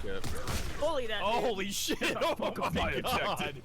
Ran him for his phone. Competitive play does exist. A huge part of the player base is grinding out Grandmaster and rank mode. But if I'm picking a mascot for my experience with the game and the one face that has dominated my Twitter feed, it's this little guy that has a bench warrant for his arrest. Look at my Jeff movement tag. I'm just like... What the fuck? You're just flipping around. I swear, Jeff never takes shit serious. Like, what are you doing, you whimsical bastard? Think this is a fucking game? Sigrid, when I say that I want to blow your head off, I do mean it. Smooth on. Yippee! Jeff is the off the personification of Sigrid. Just a little shit, doesn't take anything seriously. The only thing that there are more of in this game than characters to choose from are names to call Jeff the Landshark here. From Satan's greatest soldier to Hitler's little helper to the Marvel equivalent of cringe-ass Nene Baby. Call him Jeff and daughter I'm smashing tonight, the shark. Yeah. Jeff Jeff the body snatcher with the stick. Jeff, I got a switch and a beam on my blunderbuss. Your coral's not safe. Jeff Glock with a stick, a beam, and a dick pointed at your grandma. 69 on Instagram. Check me out. Slide down your grandma. John 3:16, rip Graham, by the way. Bless up. I promise that we'll dive deeper into the Antichrist later, but now that you know about the roster and the personality, I need to back up a little bit so I don't overcomplicate things. I swear this summer will be summer camp, bitch. Marvel Rivals is an unlimited respawn 6v6 where each team needs to push a cart or capture a point before the timer runs out. Now might be a good time to stop them. God, shut the fuck up. Teams are composed of vanguards, duelists, and strategists, which are tank, DPS, and support, with one soaking damage, one doing the damage, and one undoing the damage. Yo, hey, raccoon, fuck. You're right. I mean, I need healing, please. Like if you would be so kind. Each character has a basic attack, a handful of abilities, a passive, and an ultimate, and before overwhelming you with hundreds of movesets, I'll tell you what I did. Pick a character from each category, learn that character, and suddenly the entire game will make a whole lot more sense. I started with Venom because I'm a huge fan of what that tongue do, and I really wanted to see all the ways I could squish his face in Blender using shape keys. You don't have to worry about shape keys, right? You saying you want Venom to eat your ass? That's kind of gay, man. Actually kind of annoying. I want to see if Venom's mouth could like unclog a drain. Like I got a bunch of hair down there. His tongue could just reach down. Oh my god. Good That God. is possibly the most disgusting visual. Yo, what that tongue that Venom got. But eat pussy like a madman. Venom has got tentacles for poking, webbing for swinging, and a dive combo that makes him known as a dive tank that dunks on smaller enemies like that hard-ass poster is actually real. Damn. Oh my god, I dunked on his ass, Prouse. Thank you for doing that. I can't hit her, I can't hit her. on it. I got her. Oh, I just crushed somebody, get dunked on, Nice. fucker. Oh, double kill, luckily, thank you. Damn, I love killing squirrel children. Kill Lewis, no. Got her, oh my god, I dunked on her ass. You'll rarely get lucky enough to kill on the dunk alone, so the tech goes swing up, dive in, grab onto squishies, and do whatever it takes to kill them, whether it's a billion tentacle pokes, popping your shield, or chomping them to bits with your big-ass ultimate. Fuck you. Ooh. I got a solo ult too. Yes, solo ulted! Fuck yeah, you can kill me all you want, humans. I've already won. I've already won. I don't even give a fuck. I'm going off the map. We could have healed you, dog. You I don't even want to do this no more. I needed to hit the clip. That was some scaly-ass Spider-Man moves. I love that. Just when you thought Venom couldn't get any more S tier, he's even got a gambling mechanic as part of his kit, because the lower your health when you pop your shield, the more bonus health you receive, so popping it as close to death as possible will maximize your reward. Even though he's got crazy defense, I'd like to pretend he's not a tank and treat every life as a suicide mission to murder the squishy enemy backline, praying that I can snag a kill. Who's the guy in Rivals that's always saying again? I genuinely have no clue. I've never actually got a chance to play it, but we'll try to get some of my friends together to play it sometime. Before I die. Shout out to that one scene from Sam Raimi where Eddie just asks God to kill a regular journalist. Please kill Peter Parker. Please kill him. God, I ask you once as a humble servant, please kill Hatsune Miku. Please. Badger every time he's in the back line. Please kill this bitch. Please kill this regular journalist. Yo, Venom is in that GMCC era with his hands up in the air like that one guy. Venom's passive allows him to climb and run on walls like a 4th grader after 2 Sour Patch Kids, and it's a dream come true to roleplay a squishy piece of gum stuck to the ceiling. No, it's fine. Like, again, it is completely fine. It's fine. I just didn't playing Spider-Man. What the fuck? Why did I get rush out like that? I wanted to see if any of you would notice. I just gotta run on the ceiling. I'm running on the ceiling to get away from Hulk. This is great. You dipshit. I feel like I say it every day. I was literally in special needs classes. I have like a learning disability. me hiding on the ceiling to get away from Hulk. I like Loaf climbing on the sliding wall. Hey, that's him. And then you crawl around the arch. Alright, Loaf. Why the fuck are you doing? I love this Beaver. Why do we have a ball of slime on our team? You know that. You turn around like that, dude. Come on. Children after 2 Sour Patch Kids. To piss off Discord mods, I like to run Venom in light mode, which you guys called anti-Venom, but no matter the official cosmetic name, I just like being a glob of symbiotic ranch dunking on anybody smaller and weaker than me. Chad, don't get the wrong idea, but I like white Venom more. Oh my god, I absolutely dunked on her ass. So many of you leapt to type the word racist, a lot of you spelled it wrong. By the eye of... Oh my god, I got him and I turned into the Ash Baby at the same time. You're looking me in the eyeballs and saying that Venom is not at least a little racist? You don't think he's a little racist? In my They have a math. storm down there. Oh, this guy's so dead. He's so dead. Please kill him. There you go, baby. All in. Cranch Venom. Oh, God. Jesus. Dude. All I'm seeing is Ranch Venom now, chat. I am Ranch Venom. I got so good at smothering my enemies in a sea of dressing, I undertook a new challenge in learning a DPS character, and holy shit, life in the backline is a whole new world. Yo, it is a damn blizzard in the backline. They got Yes, Magic, sir. they got Sue Storm, and they got Adam Warlock. They got 3 blonde bitches. The biggest slap in the face going from tank to DPS is just how squishy you are. The difference between 800 health and 250 health is a chasm of survivability. Getting caught out of position gets you instantly deleted, and if you're not communicating with your supports, you're as good as dead. Sigrid, I'm over here, fuckface. Come heal me. Sigrid, please take the game seriously. My silly ass just spin. Much like my Venom pick on tank, I chose Punisher on DPS because I wanted to turn my brain off and dedicate my entire central nervous system to contracting my right index finger. You are totally right. With his ults, Hulk's health just fucking deletes. Like, it's gone. yeah. All these characters, all these abilities, all these rivalries from other dimensions and beyond, yet I'm still like, hey Eddie, give me that 12 gauge so I can blow this pop star's head off. Before I could even learn his kit, I had to learn how to survive, because as a backline squishy, you are constantly at risk of the enemy dive, which you saw with Venom. But dive tanks are not nearly as scary as assassins, which are characters specifically designed to take out key targets in the backline with their crazy damage and mobility. My arch nemesis in this category that would not leave me alone and made my life a living hell was that sly bastard Black Panther, and learning how to survive his dive was half the battle of learning DPS. Black Panther's behind. I got his ass. Black Panther dead. Oh, on me. God damn it. Black Panther went around. No. Okay, I died again. Black Panther. I'm using... I shredded Black Panther. I hate Black Panther. I hate Black Panther. I hate Black Panther. I hate Black Panther. I hate Black Panther. Yo, dude, come on. During our month... Your month? Our. Yes, my 4 favorite black friends. Heavenly, Herboku, Bada, and Skulker. Oh, yeah. Sometimes 6. You're I alternating can't groups. 1v1 him.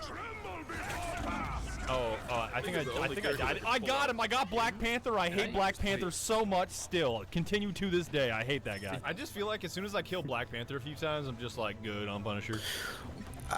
Okay. You know. Like during February, All right. Look, you guys are the one that are invoking this racial component. I just hate Black Panther. I don't hate him because he's black, but he just happens to be Black Panther. All right, look, if there was a White Panther, I would hate him equally. Does that answer your question? You know what? My hatred is blind. I don't care. If you're diving me that many times, I just hate you. I just don't care for you. I just don't care for you. Probably not a good look that the longest sequence in this entire video is me hating on Black Panther, but I think after the whole White Venom thing, I was beyond safe. Even though I hate the guy, I have to respect him at the same time, because without him, I would have never learned to survive as DPS, so I owe him a debt of gratitude. You're up though, you're up though, you're up though. I got the shotgun, baby, yeah! Oh, on me is, what's her name? Yes, got her with the shotgun. Fucked up. Yes, blasted his face wide open. That was perfect. He's got the spider sense, but you have 12 gauge. Yes, for real. I'm not the biggest fan of this Punisher because he's not a John Bernthal Punisher or a Thomas Jane Punisher. He's just a boring, bleached, vanilla, normie default Punisher. We could have swapped his ass out with my homie Clue, and he would have brought a whole lot more personality to the character. I don't even fuck around, all right? I open carry a 500 Magnum because they don't make a 501. I am the 9th planet. I am the fucking Messiah. I've been hitting these streets since the War of 1812. This is the stupidest fucking easy baby game I have ever played in my life. Well, I've been catching dubs in this game since before y'all were even trilobites. Damn, and he got MVP. No way. You cannot comprehend my shit. Shut the fuck up. That's it.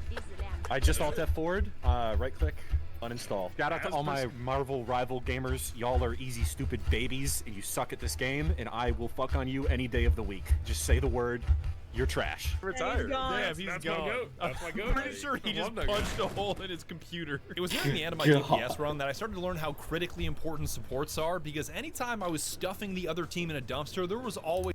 Welcome to Iron Main. Baloney Clark, child genius prodigy and son of a super rich weapons manufacturer who took over the business after his dad's death. A long time ago, was too busy gambling in Vegas to accept an award he doesn't give a fuck about. So his dad's right-hand man or super close friend, who Tony is the superior of now, Obadiah Shitstain, has to accept the award on his behalf. Boney thinks it's... Obadiah Shitstain. That's a good one. That is such a good one. Grilled by a reporter for profiting off of murder, basically. So he does the ultimate Shad assertion of dominance move and sleeps with that bitch that has the most punchable, smiling face on the planet. I can't be the only one thinking that. Ho wakes up in Tony's nerd's wet dream of a house. His assistant sends her off and goes down to tell Tony that he's 3 hours late for his own flight while he's working on his hot rod. Then he annoys her / flirts with her and races off to his private jet where his BFF, Lieutenant Colonel Important Air Force Man Guy Rhodes, has been waiting for him for hours to accompany him on his trip to Afghanistan while he does a weapons demo over there for the army. Here's mad at him, but they fly off anyway, and Tony makes it up for him with flight attendant hookers and alcohol. Then sometime later, I'm guessing a long time, they land in Afghanistan, land of terrorism and goat sex. Let's go. Ronald pulls the Taliban, boy.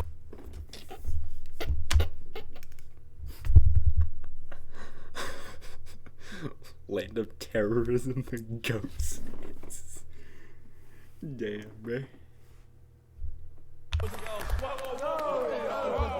Tony gives a live weapons demo of his new cluster missile called the Jericho, hitting some empty Afghani mountains, and jumps into a Humvee to head back to his PJ, I guess, and on the way back, his convoy gets attacked. All the people protecting him get killed, and I don't know how this didn't do any damage to him at all, not even 1 HP. Definitely should have. Anyway, he runs out and gets hit by one of his very own shrapnel bombs, officially becoming Irony Man. That shrapnel bomb should have also killed him, by the way, regardless of whatever vest he was wearing. At least in my opinion, that is. I'm not a fucking expert though, so who cares. He somehow survives and gets taken away by some terrorists to perform life-saving surgery on him, then do a rant video with him, some more surgery, and after all that, he wakes up in a room in a cave with a car battery hooked up to a device in the middle of his chest, with another dude in the room telling him that it's a magnet keeping whatever shrapnel is left in his body that he couldn't get out away from his heart, so it doesn't get pumped into it or into any other vital organs or whatever. He's the one that performed life-saving surgery on him, by the way, and they're both prisoners of this terrorist group called the Ten Rings, who come in and tell Tony that they want him to build the Jericho missile for them, but he refuses, so they torture him a bit and try again, showing him that they have all his other weapons already, which is all he needs to build the Jericho missile for them. And once he does, they'll set him free. Yinsen, the bald doctor prisoner guy, was translating all this to Tony in real time, and at the end of it, Tony's like, you have a deal. He's never gonna let us go, is he? Nope. So motivated by Yinsen, Tony Bark comes up with a plan, orders a bunch of tools, and pretends like he's building the Jericho missile that they want, but instead starts building himself shit to aid in his escape. First thing he builds is a mini arc reactor, which is like a very powerful power source. He's gonna use to power his heart or his chest piece to keep the shrapnel away from his heart. And according to him, it can run his heart for 50 lifetimes or something very big for 15 minutes. So essentially, the dude solved the world's energy crisis. Yeah, he's probably not gonna share his technology.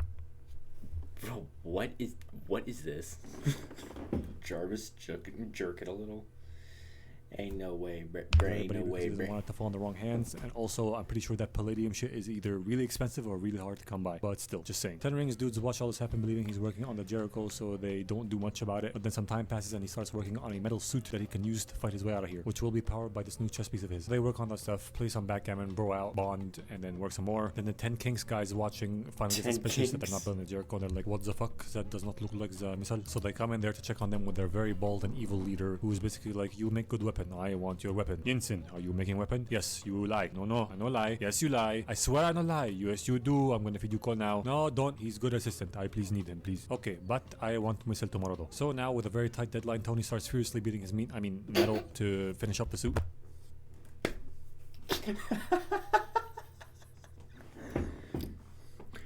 Bro, he has a tight deadline, bro. You honestly think he has time to goon, bro? Gooning furiously, bro. Ain't no way. Both of them working really hard to finish up ASAP, and once they do, they start setting up Tony out of sight of the cameras and sort of installing the software of it while Tony is memorizing the directions out of this cave. The 10 Wings people see this, or lack of this, and send some guards in there to check on them, but when they try to open the door, they blow up because Cloney and Yinsen booby-trapped the thing to blow up. Couldn't they have just as easily locked it from their side and welded that sliding peephole shut, or would that have made too much noise? Probably. Whatever. More guards are sent their way, but the suit's firmware is not done installing. Fucking Windows be picking the worst times to make their updates. Am I right, Tony? So Yinsen picks up one of their guns and tells Tony that he'll buy him some time, and he's like, no, don't do it. But he's like, I'm gonna buy you some time. It's literally like the you don't have to do this meme. No, fuck you, I will do this! You don't have to do this! Fuck you, I will do this! Except, you know, they're not trying to kill each other, they're trying to save each other. But who cares? He runs out, shooting the gun like a madman, scaring away some guards, but then he runs into more guards and they light him up. That is enough time bought though for Tony's suit to finally finish installation of his software. He's able to walk around and destroy the guards coming for him, making his way through the cave as a bulletproof, unstoppable force, scaring the shit out of everybody trying to slow him down. Then while fighting them, he gets his arm stuck in a wall, and this brain-dead retard tries to headshot him up close, but it reflects into him. And not only is there no visible bullet wound for when it reflected back in his fucking skull because of Disney's wacky-ass rules with blood and gore, but you know what's even more annoying is that if he would have aimed at one of his unprotected eye holes, his most vulnerable part in the suit that even a rat would know to go for, this movie would be over right now. I'm also pretty sure there's more exposed bits of that armor for him to move as easily as he does, so it's very surprising to me actually that no bullets actually make it through there accidentally, especially in this next scene where they just lay it on him with all his gunfire. Anyway, he keeps making his way through the cave, and bald Hendix guy tries to take him out with a noob tube, but misses, so Tony clasps back with his own explosives and takes him out, then sees a bleeding out Jensen and tells him that he ain't gonna make it, save yourself, don't waste your life, that type of shit, then dies. Tony keeps going, gets to the exit of the cave, and is greeted with a hailstorm of bullets. That, as mentioned, do not slip past any of the cracks in his armor, but whatever. Tony retaliates by cranking up the heat and lighting everything on fire with his flamethrowers, trying to take out as many of his weapons before leaving as he can, but then starts taking fire from a 50 cal and multiple other directions, finally taking out some vital parts of his suit, not his body, so he hits the ejecto zero button. His suit starts propelling him out of there, and he turns into Rocket Man, flying out of there as the place explodes, but it's only like a small rocket boost to escape and not a sustained flight type deal, so it crash lands in some dunes far enough away from them, only suffering a few cuts and bruises. The inertia from that alone should have caused irreversible damage to his body, if not death. There's actually a few more examples of this happening in this check movie. out some of his other videos on my own this guy, but I'm gonna ignore them all because I can't be bothered and we don't have time. Just know that they exist and they're bullshit. Moving on. He starts wandering the desert until a church party finally finds him. Rose happens to be in it and comes to him like, Lisa Nagaib. They fly him home, and as soon as he lands, he calls for two things. First, cheeseburgers. Second, a press conference where he announces that he will stop manufacturing and selling weapons and do something else because his shit is falling into the wrong hands and creating too much destruction. Now, this announcement obviously creates a bit of a stir that Mr. Shitstain has to contain. That rhymed. So after this, he goes to meet Tony at his factory, staring at his big arc reactor that they made a long time ago. Oh, but dickhead comes at him like, the fuck was all that back there? Tony tells him that he doesn't want to make weapons anymore. He's seen all the destruction it causes. He wants to do something else. He wants to take another look into arc reactor technology. Shows him that he made a mini one on his chest, and as soon as Bald sees this, him and his wallet starts salivating at the money-making possibilities of this. Tells Tony to lay low with the press for a while and not tell anybody about this new advancement in arc reactor technology while he deals with the shite storm he created when he announced that a weapons company will stop manufacturing weapons. Fucking voice crack. So Tony goes home and makes a new upgraded chess piece for himself, but he needs Pepper Potts, his assistant's help, to replace the old one and remove an exposed wire that's shorting somewhere and doing something bad. He disconnects the old one and she does that. And I don't really know how this works, how much time he has between exchanging and unplugging the old one and putting the new one in before the shrapnel reaches his heart, or whether the chess piece is a magnet as well as the power source, or just the power source and the magnet is the ring around in his chest. But when she was pulling the wire out, she also pulled out the magnet at the end of it as well, and he made it seem like it was vital that she didn't do that. So is that the magnet? Is the magnet in the chess piece? Is he in danger? Is he not in danger? How is he alive? I don't fucking get it. Whatever. She plugs in the new one, he's fine. He tells her to take the old chess piece and destroy it. Then he goes over to tell Rhodes that he's working on something new, unrelated to weapons, which really disappoints him. He's like, how dare you not continue making weapons of mass destruction and bloodshed? I spit on you. So he starts working on this new project in secret alone, fires up his computer with his completely useless gibberish keyboard. Like seriously, you're using English at the end anyway, so why are you using this? Did he invent a completely new language that is more efficient and didn't share it with anybody? Is this code so no one can tell what he's writing? Whatever. He starts making a new and improved suit. First he works on the rocket boots and tries to do a test flight or test hover with them at 10% thrust capacity, which comedically launches him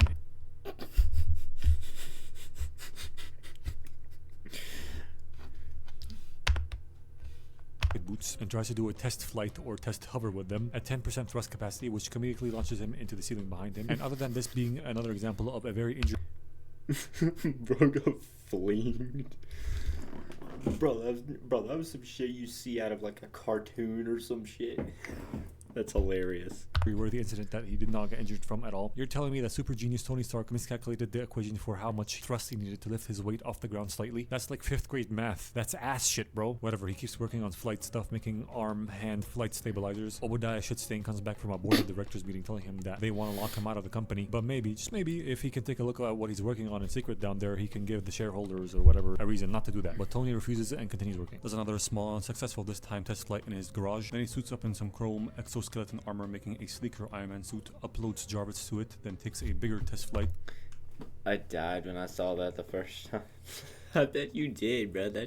That's just hilarious. Outside, where he tries to break the SR-71 Blackbird's altitude record by climbing as high as he can, but when he does that, he faces a lot of icing, which shuts down his suit, causing him to drop faster than a pretty young woman dropping all her morals and dignity after finding out how much she can make on OnlyFans. But he's eventually able to break the ice and restart the suit and barely save himself from splatting off the ground. Goes back home and tries to land on the roof, but drops through it, breaking a bunch of floors and landing on a priceless AC Cobra. Then sees a gift from Pepper on his table that he rips apart in the stupidest movie character way possible. It's not packed tightly enough for you to open it that way. He's Stark. I don't know why this pisses me off so much. Also, later on in other MCU movies, I'm almost certain that he lands on other weaker things in more violent ways without punching a hole through them, like he did with his roof here, but I'm too lazy to go find them all. Also, throughout the MCU, I'm pretty sure he also upgrades his armor with stronger and lighter materials, so I could totally be talking out of my ass here. Probably am. Anyway, the gift is his old chess piece with stronger and lighter materials, so I could totally be...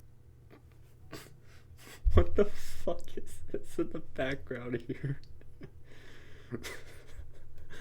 That caught me off guard. Talking out of my ass here. Probably am. Anyway, the gift is his old chess piece with a cute little quote surrounding it. Then he sits down to do some adjustments to suit, fixing the icing problem and giving it a new lick of paint. And while that happens, he sees on the TV that there's a firefighter benefit charity celebrity ball thing party happening that he hosts that he was not invited to. The disrespect, unbelievable. So he decides to go over there, make a surprise appearance, and probably score some poontang as well. Over there, he meets this SHIELD agent who wants to have a meeting with him to debrief.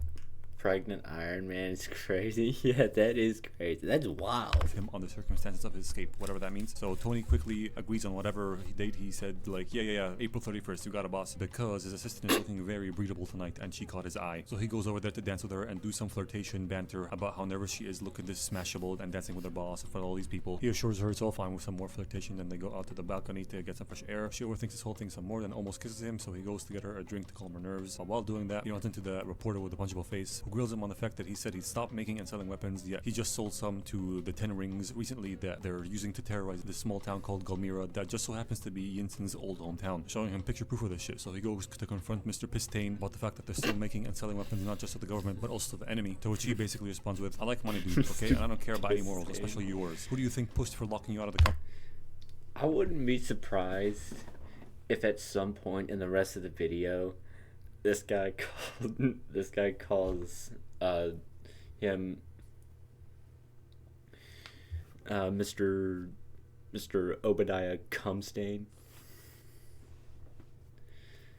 I would not be surprised. Company buddy. Then he leaves. Tony goes home to brood while watching the news about Galmira, sees the ball on TV, who merely got knocked out and scarred by that attempt in blowing him up from Tony, who's adjusting his flight stabilizers and realizes that he can use them as weapons themselves as displayed when he breaks all this glass. Don't know how effective that shit is because the wall behind the glass is completely fucking fine, but let's pretend that does a lot of damage. He outfits this brand new suit with a bit more weapons, then puts it on in this suit up scene that was the hottest shit back in 2008, and flies over to Galmira, does a superhero landing and takes out all the 10 rings, being 10 pricks in the asshole of the residents of this town, then takes off again to look for his weapons so he can destroy them, but while doing that gets shot down by a tank. And you know what I just realized? His flying posture sucks ass and must hurt his back like a motherfucker. Just try it yourself, you know, after you're done shitting or laying in bed. Get up and try and hold this posture, aka stare at your ceiling for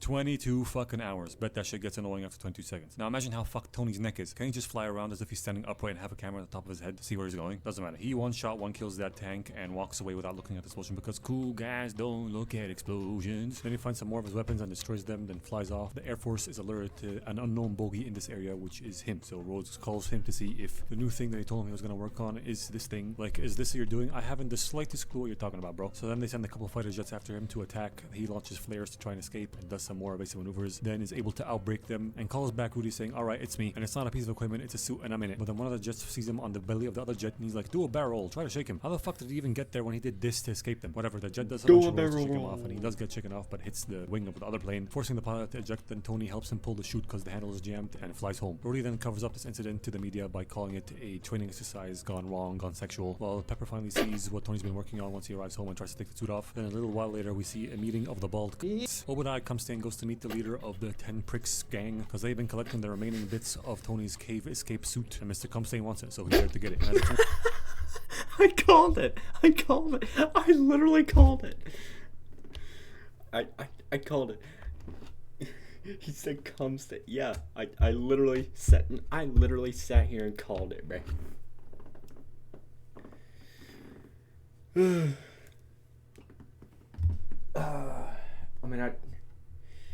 I mean, I could, but I don't feel like putting Elden Ring in my PlayStation right now, so...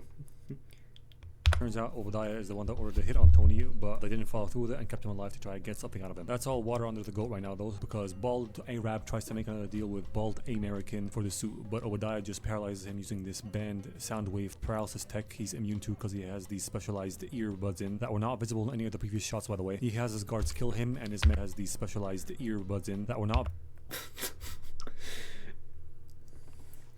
Is this guy just put like random MCU memes in the background, bruh? Is that what's going on here? Andrew, can you confirm this?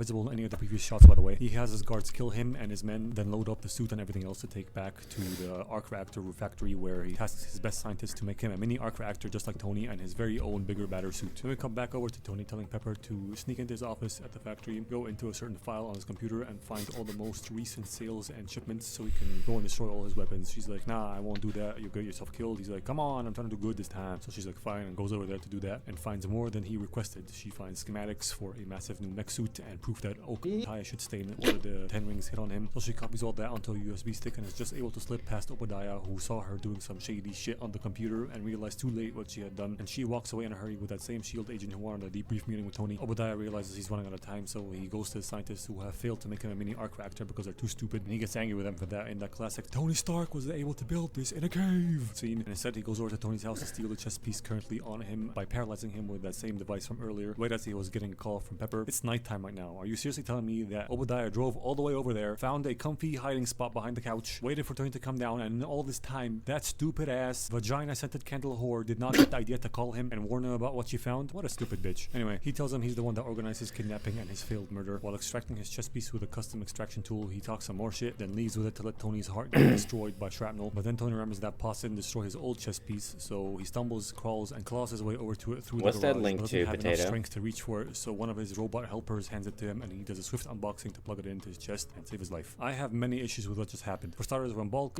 paralyzed the other bald Afghani, he told him the paralysis would only last for 50 minutes. Tony started moving in like 3. Secondly, I find it very infuriating and very uncharacteristic for super smart Tony, even under pressure, super smart Tony, not to use this mechanics dolly to move around easier instead of crawling. He just pushes it away. And thirdly, I have pretty much the same gripe with when he reaches for the old chess piece that's on top of the fuel. Yeah, I don't think I can watch like movies on stream because I'll get copyrighted, and I'm trying to avoid that.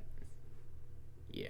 Like books or magazines. He can't reach it and keeps pushing it back with his fingertips, then gives up when he simply could have yanked the books down and let it drop on the floor if he's gonna break it anyway. Like, what the any moron would know this. Whatever though. Pepper called Rhodes when Tony didn't answer and told him to go check on him, so he does, and he finds him in the state he's in, having plugged the old thing back in his chest, and Rhodes tells him that Pepper is on her way with a few SHIELD agents to go arrest Obadiah, who just powered up his new suit with Tony's chess piece and gets into it. Tony knows that mere fleshy human meat sacks are no match for him now, so he suits up himself and tells Rhodes to keep the skies clear for him, and flies over to save Pepper and fight Mr. Scheidstein, who is currently attacking the SHIELD agents that came for him in Section 16 under the arc reactor where he was making the suit and stuff. Tries to kill a fleeing Pepper, but the seemingly fortified doorway stops him, so he just pops out of the street to kill her, which is somehow easier for him to do. But thankfully Tony arrives just in time for the final boss fight and protects her. They tear through the ground, the walls, a truck, and end up fighting on the street. Tony does a, I'm pretty sure, very energy-hungry chest power shot to save an Audi product placement, then sets it down gently to save the family in it, which wastes even more energy from his way inferior literal caveman chess piece. All this takes it down to 19% power. He fights Stain some more, gets thrown into a bus and blown up, but comes out of it floating in style, which prompts Stain to start flying as well, so Tony decides to go to max altitude. Although flying really super drains his chess piece, it's like trying to play PUBG on an iPhone 6 in 2025. His shit is draining fast from 15% to 7% in a matter of seconds. But it keeps climbing anyway because Obi-Wan Kenobi is following him. He gets him and is like, gotcha bitch. Yeah, you did, but how'd you deal with the icing problem? Ball guy's suit freezes over, shuts down, and drops faster than Zorgath the Destroyer, aka the trans wedding cake. Tony also starts to make his way down a bit slower though, because his suit is running on 2% power now, so his thrusters are failing. He gets to the roof of his factory, then starts taking off his suit, which is a dumb as fuck idea because he just assumes that Obadiah died, and he didn't. He survived somehow and comes back to continue fighting with him. Gives him a grand old squeeze. Tony escapes that using some flares, then hides to call Pepper, instructing her to overload the reactor and hit the big red button to fry everything on the roof on his cue. I don't know how she knows to do all this stuff. She is just an assistant, and this thing is a 30-year-old publicity stunt according to Stain, but whatever, maybe she was very hands-on with this thing. Who cares? She starts flipping all these switches to overload the reactor and waits for Tony Tony's command to push the big red button. Meanwhile, up top, he re-engaged the bald guy, jumping on his back, ripping apart important looking exposed shit from the suit, which happens to be his viewing / targeting system or whatever, but then gets thrown onto this glass roof bit of the building with his helmet off. Baldo opens up his suit to reveal his mini diva form, Gatling guns the glass beneath Tony and tries to blow him up with missiles, but his targeting system got ripped out, so he's kind of inaccurate, so he just keeps firing and getting closer and closer to Tony, who yells at Pepper to press the button. She does. The reactor overloads and creates this sort of initial shockwave that pushes Tony out of the way, and the ensuing, I don't know what to call this, fuck you power blast to this guy kills bald guy or fries him or something, without frying Tony as well, although he seems to be just as close to that glass roof as Obadiah was, but whatever. Dude falls into the reactor, blows up and dies. Tony survives, and the next day S.H.I.E.L.D. comes up with a bullshit cover story to explain away last night's events to the public, that he wasn't there, he was on a yacht somewhere, and the guy in the suit was a bodyguard, blah blah blah, but when it comes time to read the shit off the cards, he's like, fuck that noise, I am Iron Man, and everybody loses their shit. This movie gets 67 deep seeks out of 32 chat GPTs.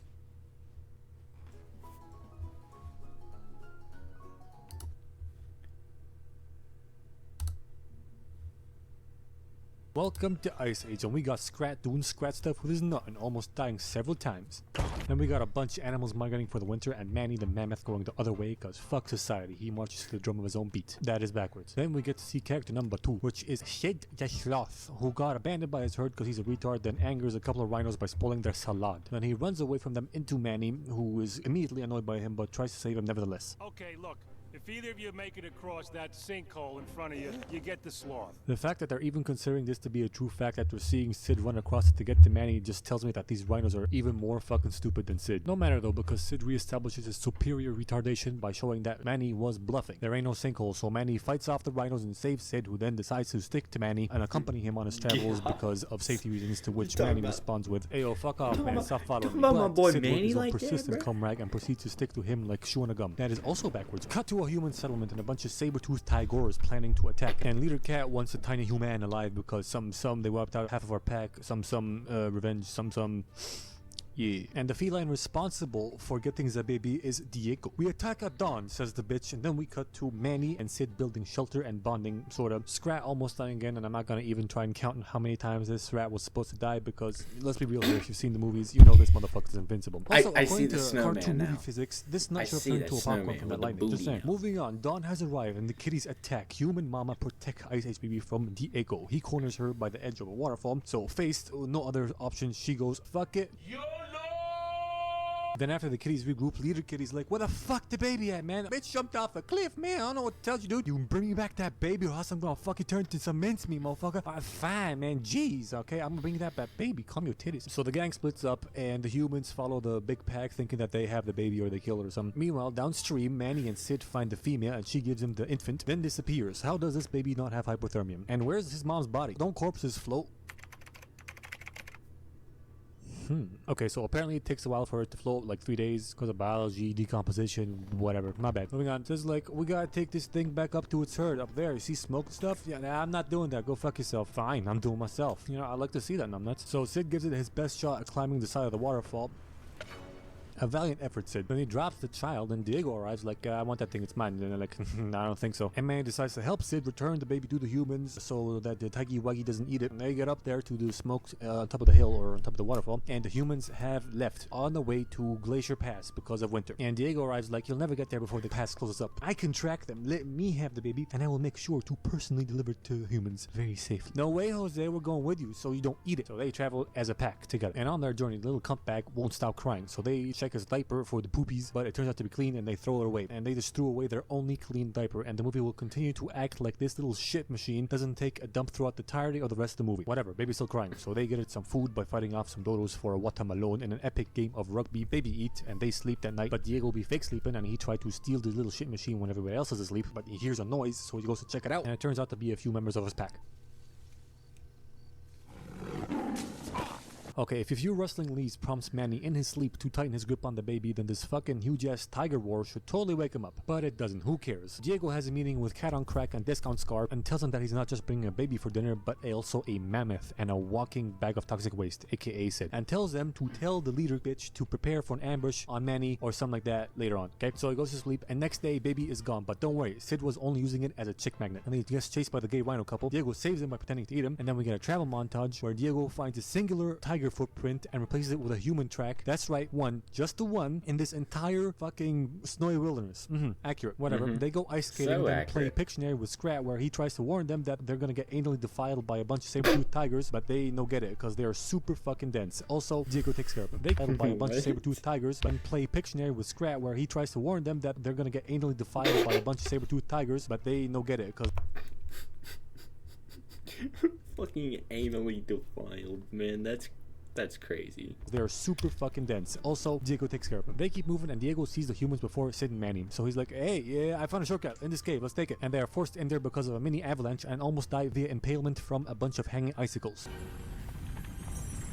Why are you guys standing still? The icicles are clearly only at the entrance of this fucking cave. All you have to do is walk in a bit more and you're safe. It doesn't require that much brain power, you fucking shitbeans. Anyway, they walk in, some funny memes happen, a Star Trek reference, then Squirt accidentally goes onto an icy slip and slide, so they go after him to save him, and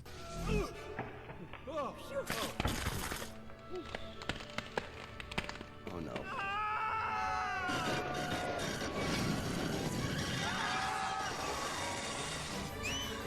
how, and I mean how in the Kentucky Fried Fuck did that baby make it through that part without dying? Doesn't matter. Ride's over and Diego goes, Who's up for round 2? shut the fuck up, homie. You basically shit yourself the whole way through. They keep going and find some cave paintings and learn about Manny's past. Yeah, I just thought about this, but why does Diego sound like fucking Stephen Bloom? Like why does he sound like Tank Dempsey from Call of Duty? I am genuinely curious. Hold up.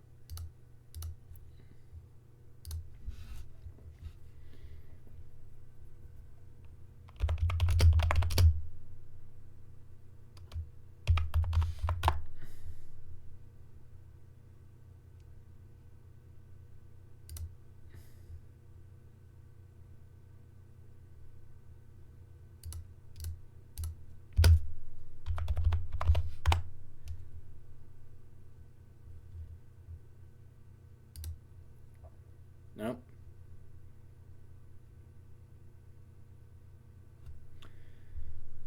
No, it's not.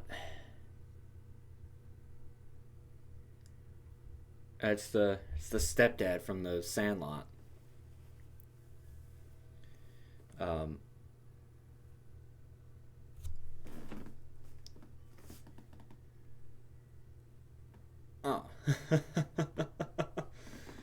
Yeah.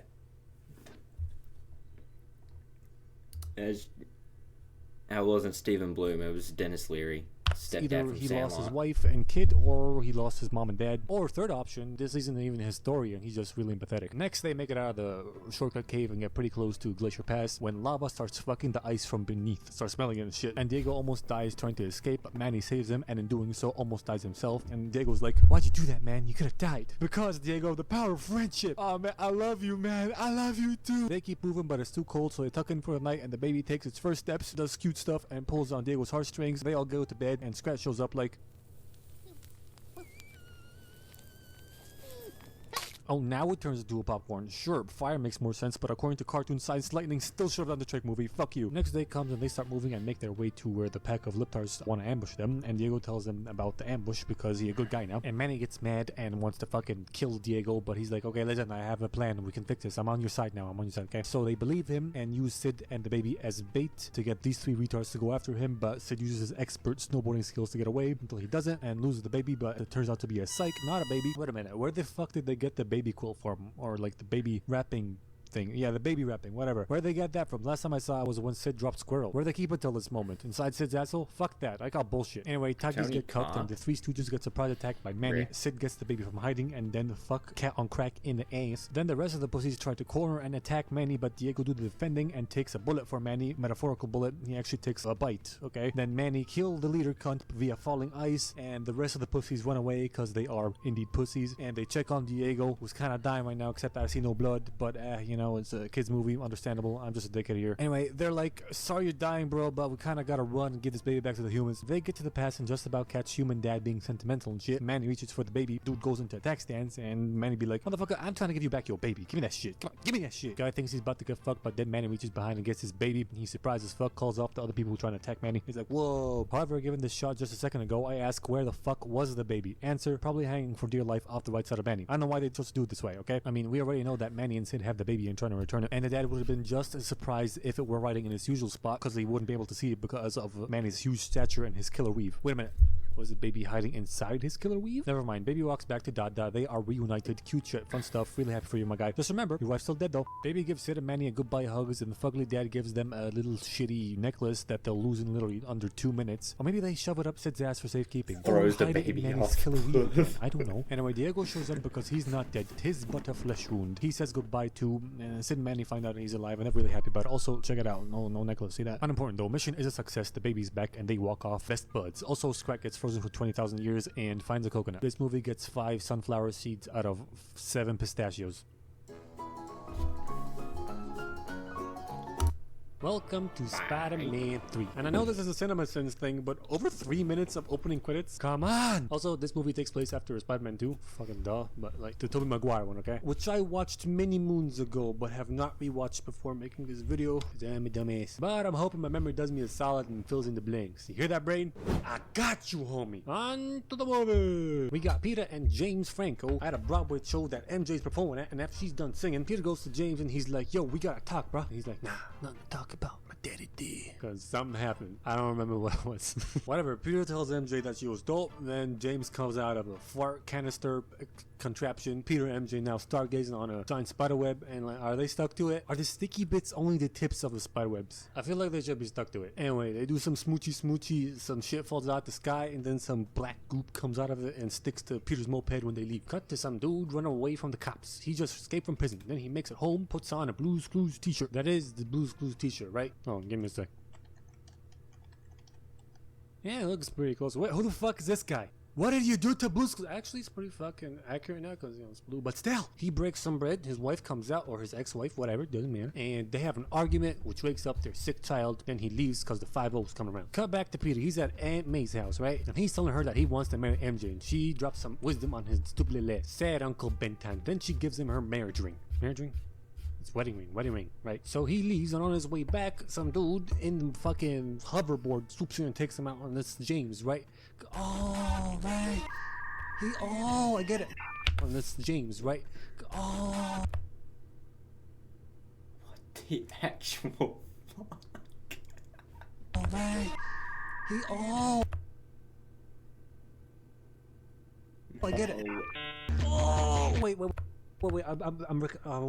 It's all coming back to me. He's Green Goblin's son, so he's like, I don't know what his name is, his comic book name is. He's like Little Booger. Okay? He thinks he kills that. Okay, so I get it now. So James picks him up, and they have a big ass fight, or not big ass, it's low key fight, right? But he still does some Spidey stuff, which should have been seen by everybody on the ground. Cause at many times he's super close to the ground. It's not that low key actually, because dude rips a fucking chunk of building off and then shatters it. Which, by the way, not only do the occupants of this apartment have a heart attack and major renovation plans, but the chunks he shattered this wall into are nowhere near small enough to be inconsequential to the people below. Just saying, people are fucking dead and cars are destroyed. They fight some more and actually take the fight somewhere though people can't see him, like in a fucking alley. Peter does some cartoon shit on James' ass, and he goes bing boom splat. So he's kind of fucked right now. So Peter takes him to the hospital. Then we cut to Blue's Clues. He's on the run, right? Police are on his behind, and he evades them by jumping into this testing facility, then drops into a pit where a bunch of lab coats are about to do some movie science and some sand, when they notice that something's in the pit, and they're like, probably a bird. It'll fly away when we fire it up. Yeah, probably. How very scientific of you, Mr. Science Man. This is a testing facility research type place, right? So you gotta have like a camera pointing in that pit or some other way to actually look inside before making the stupid assumption, you dumbass. Like, look at these guys. You just tell me this fucker's staring blankly into an empty wall? Fuck no. He's probably looking at some screens or like maybe even a see-through glass into the pit, like to tell what's going on in there. Moving on. They turn on the thing with the dude inside, and he turns into fucking sand. He gets vaporized or sandized or whatever. and the cops can't find him. But don't worry, cause Blue's Clues ain't dead. He just turned into sand. He now is Sandman, and he remakes himself the next morning and grabs onto a locket his daughter gave him, which makes me ask, like, why the fuck it didn't get sandized? I mean, if it's cause it's metal, then his belt buckle shouldn't have been sandized. What are the rules here, man? Cut back to the hospital, and James is up and he is good. He's a-okay, but he lost a bunch of his memory from that bing boom bop, right? He lost the memory all the way back up until Peter supposedly killed his dad, right? Which is super convenient for Peter. Then next day comes and MJ is super sad because she got bad reviews on her Broadway show, and she goes to complain to Peter. He's like, don't worry, I get it, I'm Spider-Man. Dude, fuck your Spider-Man shit for a second, I'm sad. But then that police radio goes like, people, oh, we got an oopsie happening at 69th and Dickhead Street. So Peter puts on his Spidey suit in a millisecond and jumps out the window to go deal with the oopsie. Turns out Crane's going ape shit. And hey Gwen, you see that giant metal beam coming towards your building? Yeah, how about you don't move towards it, you fucking delinquent. Whenever Spider-Man does some crap, now we go to the Daily Bugle. And this joke is obviously funny and a classic, no doubt. But if you're trying to watch his blood pressure, this jump scare of a fucking desk is not helping. Anyway, Skinny Brock Lesnar's trying to steal Peter's thunder at the Daily Bugle, and Bossman's like, alright, whoever gets me a picture of Spider-Man doing some criminal shit, I will give him a job. Then we get a Stan Lee cameo, rip in peace, my man. James gets home safe and sound, and MJ goes to rehearsals and finds this other lady, and she's like, who the slut? We replaced you cause you suck. Eat my ass, Donovan. Then we got this big ass party where Spider-Man's supposed to receive the key of the city, which I never understood. Like, how can a city have a key? Is there like some giant door or something? Also, how the fuck did they coordinate this with Spider-Man? Did they just make an announcement and hope he saw it and showed up? And what if he didn't see it or just didn't want to show up? Like, yeah, I'm good. Actually, I'm good. I don't like keys. You see any pockets in this fucking suit? Nah, man. It's fucking, I'm wearing tights, man. This shit's fucking hard. Spandex shit, nah. Anyway, Spider-Man standing on the edge of a building without his fucking mask on. Fucking moron. Dude, this is Spider-Man parade. Everybody's gonna be looking for you. They got cameras. Some of them even know where you're swinging in from. Fucking tampon. But don't worry, the retardation does not stop there, because after he swings in, everybody yells at him and is chanting for him to kiss Gwen. Everybody except for this kid. Yeah, man, listen to the fucking kid. Don't kiss her, man. Your girlfriend's right there. Oh, you fucking cunt. So MJ gets sad, no shit. But there's no time for that, alright? Because evil Sandcloud. Sandman has been beating some cops up, and now he's on his way to steal a truck full of cash. So Spidey Boy goes to stop him. The truck crashes, he saves the two dudes in the truck, and the Sandman gets away. Stop taking your fucking mask off on top of low buildings, god damn it! Next up, we got Peter and MJ at a fancy restaurant where he plans to propose to her with the help of a funny Frenchman, but she's all like, I'm fucking sad. I get it, I'm Spider-Man. No, you fucking don't understand shit, okay? But then, ooh, Gwen shows up and she says hi, then leaves. And that's when MJ snaps. She's like, alright, so you don't understand how I feel, and now this bitch comes along. She's just a girl. Why are you sticking your tongue out? Both of you, shut the fuck up, okay? I can't believe I have to do this. Okay, look, you are a self-centered little slut, and you are a convoluted asshole, okay? Listen, communication is key in a relationship. Just fucking tell him you got fired, and you stop going around kissing other girls, you narcissistic little prick. Fucking hell. Simple shit, guys. Simple shit. It's basic ABC shit, alright? God. So MJ leaves sad as shit, and he doesn't propose, obviously. But after that, the cops tell him and Aunt May that the real killer of Uncle Ben is not this guy, but Blue's Clues. So he's mad as all heck, right? And he sits in his bed just like dreaming and listening to the... What was the thing? I just said it before, like a few minutes ago. The police radio, right? So yeah, he's listening to that to see whenever Blue's Clues comes on the radio. You remember that black space Gouppier has remained dormant till now and jumps on Peter, consuming his suit, you know, being one with his suit, and he has an orgasm and turns into emo Spider-Man, who is stronger and better and more confident in his abilities and all that shit, right? But when he gives the sample of that black goop to his doctor, university professor or whatever, professor tells him, don't come near that shit because it's dangerous, okay? But he's like, fuck that shit, I live on the edge, and he goes after Sandman in the black Spidey suit, and he fights him. The guy fights back, then Spider-Man flushes him down the sewers with a giant pipe, which Blue's Clues had all the time in the world to avoid, but he just stood there like a fucking moron, so whatever. Peter walks away from that fight and he sees himself in a mirror and he's like, oh yeah, I'm emo Peter now. Then he yells at his landlord and takes the suit off. Goes to Aunt May where she drops another wisdom bomb on his ass. MJ hangs out with James, they dance, they make food, they kiss, and they're like, oh, we should not have done that, we should not have done that, oh no, I have to go, I'm so sorry, no, don't go, oh, I have to go. After she leaves, James has a bunch of flashbacks flashbacks and hallucinations of his old papi chulo and remembers how he thinks Peter killed his dada. So he kidnaps MJ and forces her to break up with him and break his heart. Then he meets up with Peter to tell him how they kissed and she told him that she got fired from that job and didn't tell Peter, and now they're a thing, and he just rubs it in his face like fuck you. Then Peter leaves sad as balls. James looks back and like hey fuck you, and then doesn't vanish. He's a magician. Woo! Later that night, Peter shows up as emo Spider-Man at James's house, and he expects him, to have a big ass fight, which ends with Peter sitting James' ass down. Then Peter, one last ditch effort to fuck Spider-Man up, throws one of them goblin explodey balls at him, but Peter's like, no you, reverse Uno card, fucker, pew! And the exploding ball fucks up James instead. After that, emo Parker goes to the Daily Bagel to expose Brock Lesnar for photoshopping Spider-Man into a bad guy, which gets Brock fired, and he asserts his dominance on Boss Man by being a douche and uber fucking confident. Then he struts around town, supposedly impregnating women with his fucking finger guns, buys his suit, then air humps a bit, and takes Gwen Stacy out on a date to a bar where MJ now works as a singer/waitress to flaunt his new date and dance with her in MJ's face, but he just ends up pissing off both girls. Gwen leaves and he goes over to MJ and she's like, what the fuck is your problem, man? Then security tries to escort him out, but he's super strong emo Spider-Man, so he just fights the security. Some more security comes onto him and he just pushes them all off one by one until MJ comes along and he pushes her off too by accident, and he's like, what have I become? Oh no, don't look at me. Don't look at me. He depresso espresso right now, so he goes up to a church bell tower and starts trying to rip that fucking suit off, making him evil, with the help of the bell, which makes loud noises that irritates the black goop, which drops down onto Brock, who was there praying to God to kill Peter Parker. He sees him from all the way down there. How the fuck? I don't know. Peter's successful in ripping the suit off, and he's now naked. All the goop drops down onto fucking Brock, and he becomes Venom. And what's Peter's thought process here? Like, okay, you're gonna take the goop off, now what? I know you're exhausted, man. You're probably exhausted from taking all that evil goop off, but you're not gonna at least try and go after it and contain it? Clearly not. He just goes home and fucking takes a sad shower and sits down in the corner like a little bitch. Then Aunt May gives him a visit to see how he's doing and drops some more wisdom on him. Man, Aunt May, she's like a ball of wisdom, man. Cut to Sandman and Venom making a deal to take down Spider-Man together by kidnapping MJ, making a bunch of webbing on some scaffolding or like an unfair skyscraper, suspending her there in a fucking taxi, and luring Spider-Man to them. But what I don't get is why he didn't write Peter Parker, stop us if you can, because Brock knows his secret identity, so you'll be revealing it and luring him in at the same time. Two birds, one stone. Y'all villains are fucking stupid. Anyway, Peter sees that on TV, so he puts his Spidey suit on and goes to James to ask for help, who is not dead, although a grenade blew up right next to his face. He's not dead. He's still alive. He's just fucked up, scarred for life. And when Pete asks for help, he's just like, piss off, mate. So Peter leaves, and Discount Alfred comes along, and he's like, I cleaned your father's wound the day he died, and the blade that pierced his body came from his glider. There's no question that he died by his own hand. Which is a smart choice of words, because that could mean anything from that he killed himself or Spider-Man used the glider to stab him and kill him, which technically still holds because he made the glider with his own hands, but why the fuck do you wait so long to say this? What, it's only getting out of hand now? Doesn't matter. Spider-Man swinging his way over to MJ and USA.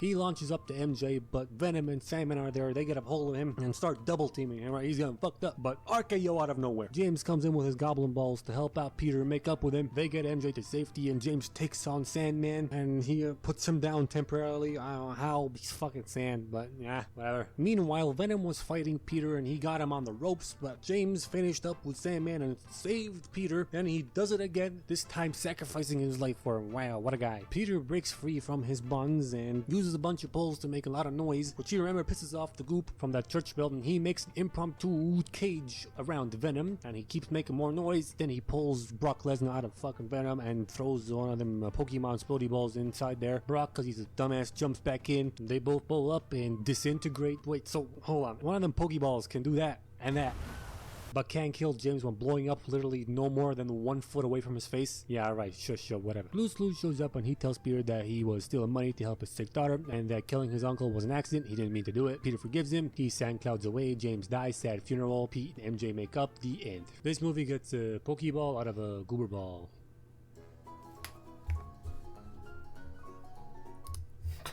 Okay.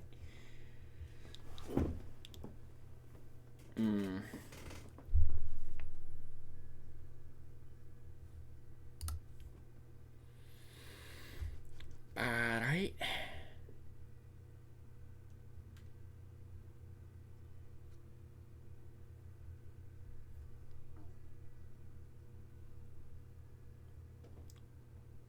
TFS, I'm not sure what you mean by that.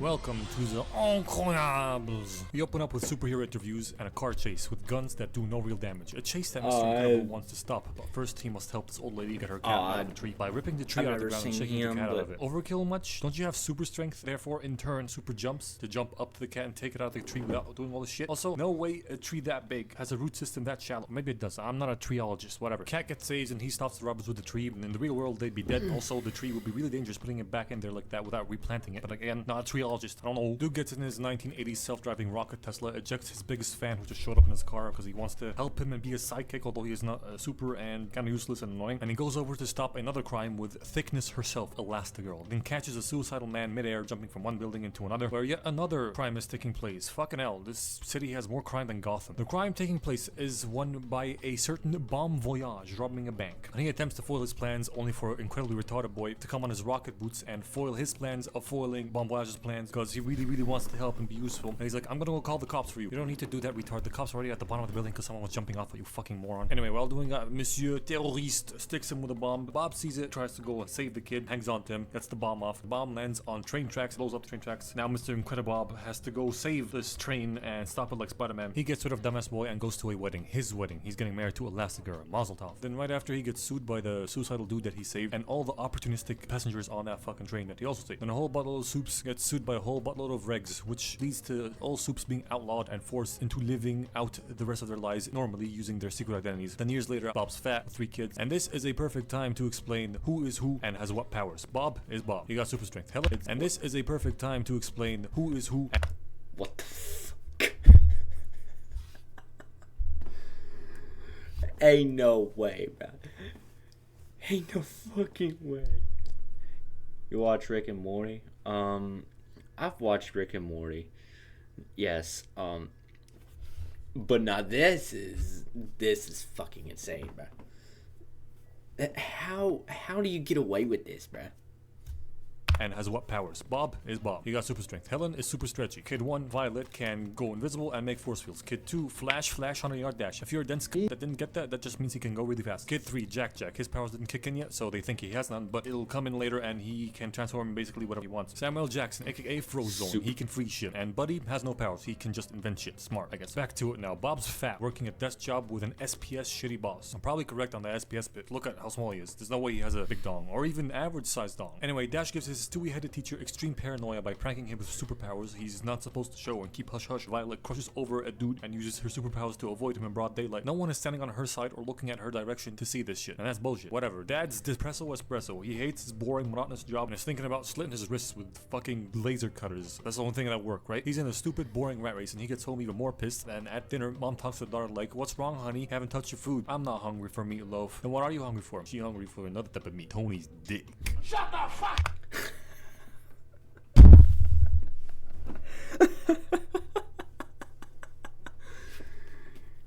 Good God.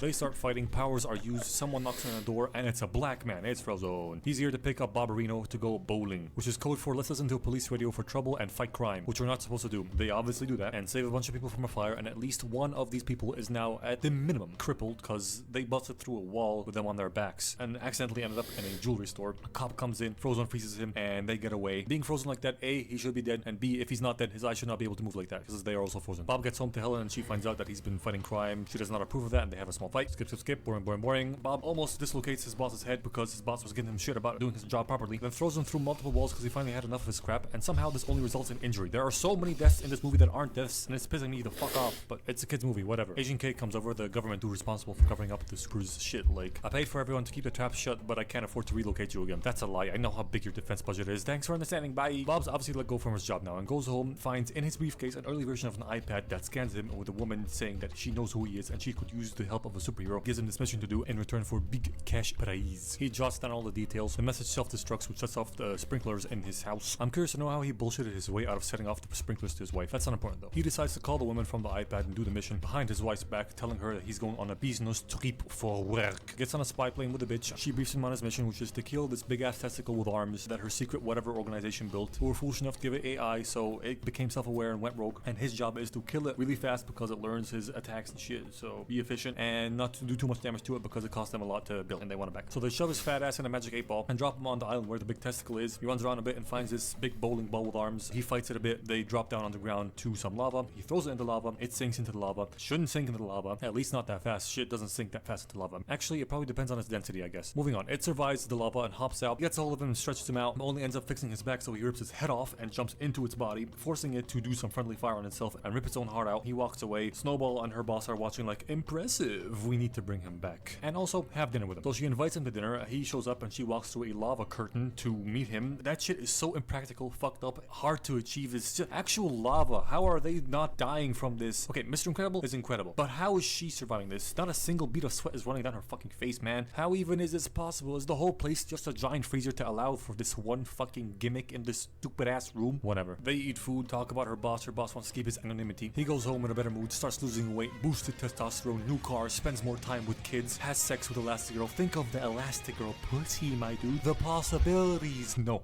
That's enough. I don't wish to be horny anymore. I wish to be happy. November's almost over. One must stay strong.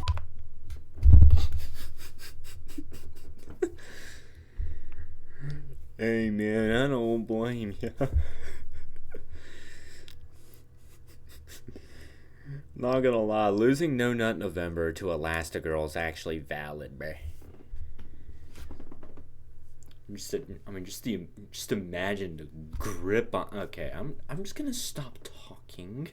My guy gets another mission, but first he goes to his old suit maker to fix his suit because it got a tear in the fight, and Edna decides to go above and beyond for him and make him a completely new suit as well as fixing this one. But no capes because they lead to disasters. And after that, his Disney knew what they were doing. Yeah, they did.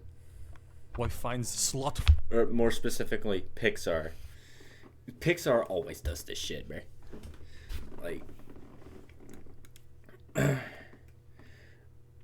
Like, I don't know if you ever watched Big Hero 6, but the character design for Aunt Cass, they knew what they were fucking doing, bro. They knew what they were doing. Fur on his old suit, and hears him talk to a female on the phone. She's like, who that hoe? That's a business meeting, gotta go. He goes over to the island again and they treat him like a VIP. Nice food, nice place, nice whatever, until he gets attacked by another bigger, badder testicle with arms. Turns out that the boss of Snowball is Buddy, or Bob's biggest fan, who turned evil because Bob turned away his help as a kid, turned into evil Tony Stark, sold weapons to governments and shit, but kept the best shit for himself, including this point at you, freeze you gun in his glove, which he uses to toy around with Bob until he throws him away and loses him for a quick second because he's too cocky. Bob jumps off a waterfall and hides in a cave, so Buddy sends a bomb down there to kill him, then sends the world's shittiest recon drone to find out if he's dead or not. The drone gets down there like, yes, look, oh, yeah, seems clear to me, and reports back that Bob is dead, but no, he was hiding behind a dead body. He was hiding behind a skeleton. How do you not see him through the bones? Actually, his skeleton's on a rock. He was probably hiding behind that rock. Whatever. That skeleton belongs to a dead body, obviously, of a dead super that went missing, and Bob read about in the news, called Gay Bitch. Gazer Bitch. Gazer Beam, who carved the word in the cave called Gay Bitch to a dead body. I'll see him through the bones. Actually, his skeleton's on a rock. He was probably hiding behind that rock. Whatever. That skeleton belongs to a dead body, obviously, of a dead super that went missing, and Bob read about in the news, called Gay Bitch. Gazer Bitch. Gazer Beam, who carved the word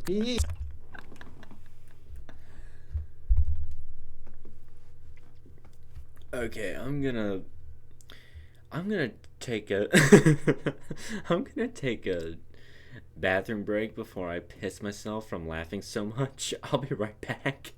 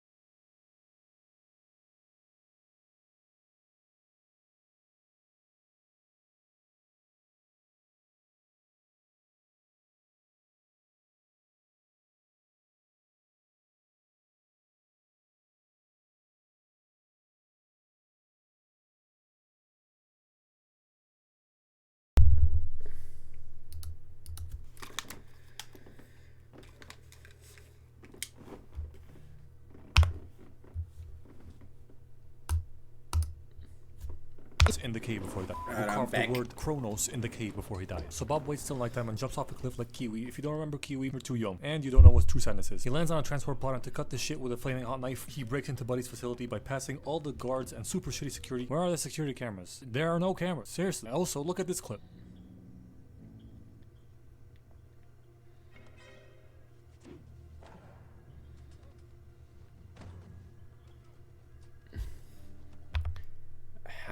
How was that guy not dead?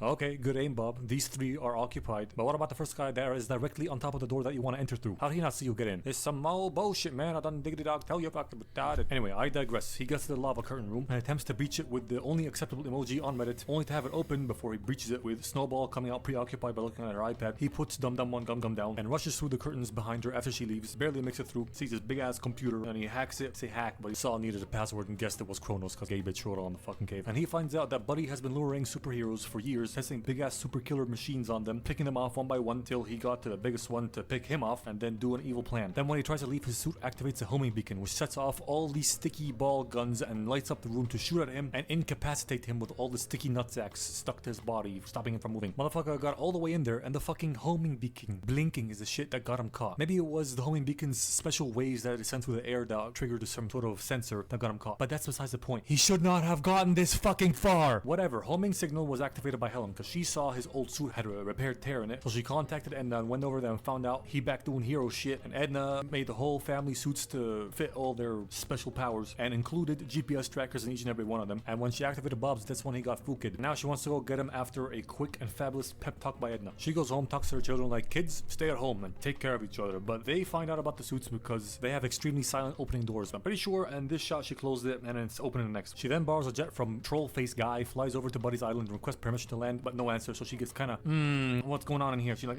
So better safe than sorry. She turns on autopilot and goes to put on her suit. And I'm not too sure that's how you turn on autopilot, but I am not a pilot. So fuck it, whatever. She then finds out that her kids snuck onto the plane with her and called the babysitter for Jack check, but then missiles get launched at them. So she gets back into control of the plane and tries to shake them as best she can, while Vi tries to put a force field around the plane as best she can, but all fails. So she flexi wraps herself around her children while the missiles hit the plane explodes and goes into pieces. They fall into the ocean but survive. Notice the missiles left.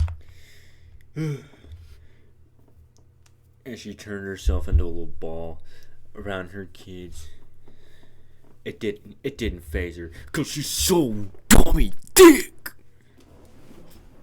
Okay, that was probably way too loud. A trail over to the islands, so they make their way over there by having Helen morph into a boat while Flash rides her ass and motorboats his mom all the way over there. There is Damn, must be nice.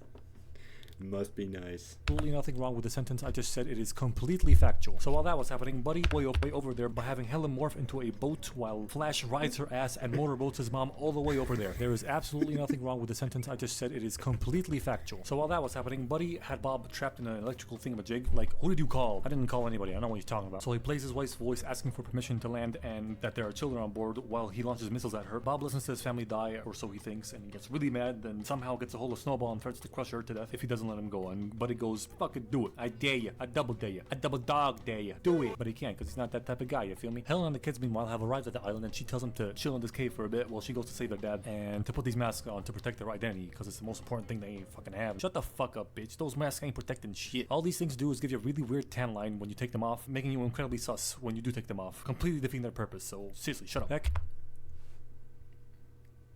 Yeah, I'm not gonna lie. It's actually facts. Like,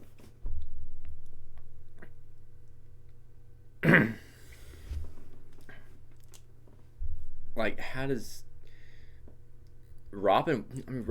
You know, Robin wears a similar mask. How does everybody not know who Robin is already?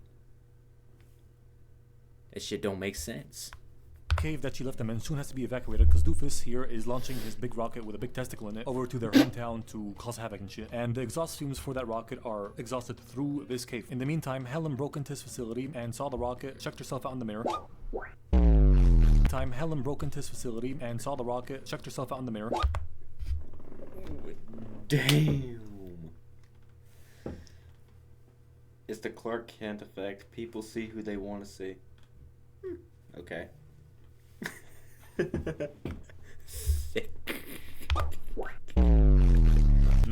We must stay focused, brothers. We must stay focused. No. She then goes all, help me step Bob, I'm stuck in 3 separate fucking doors. Guards come to deal with this, but they alert no one else. They just try and deal with it on their own because they're fucking retards. And she frees herself and defeats them with her thunder thighs, then hides their bodies in some fucking place. And man, she's so thick she only had to use her thighs to take him out.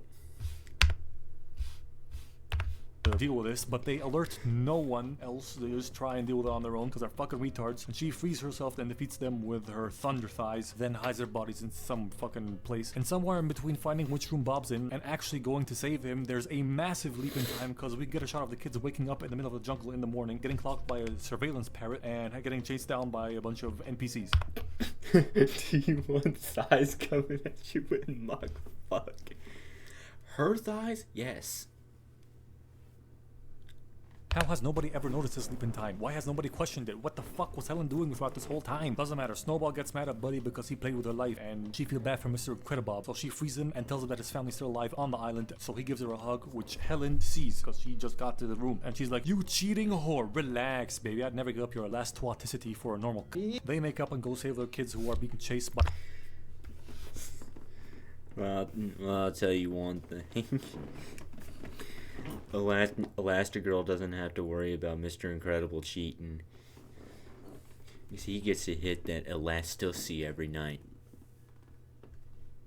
By NPCs on flying chainsaw frisbee discs. Lots of bullshit happens that I'm too lazy to comment on, but Dash goes zoomies and runs on water. Vi goes disappearsies and dives in water. Then they team up. Vi does this force field around both of these nuts, around both of these kids, and Dash hamster balls them. Then they team up. Vi does this force field around both of these nuts, around both of these kids, and Dash hamster balls them away until they bump into their parents.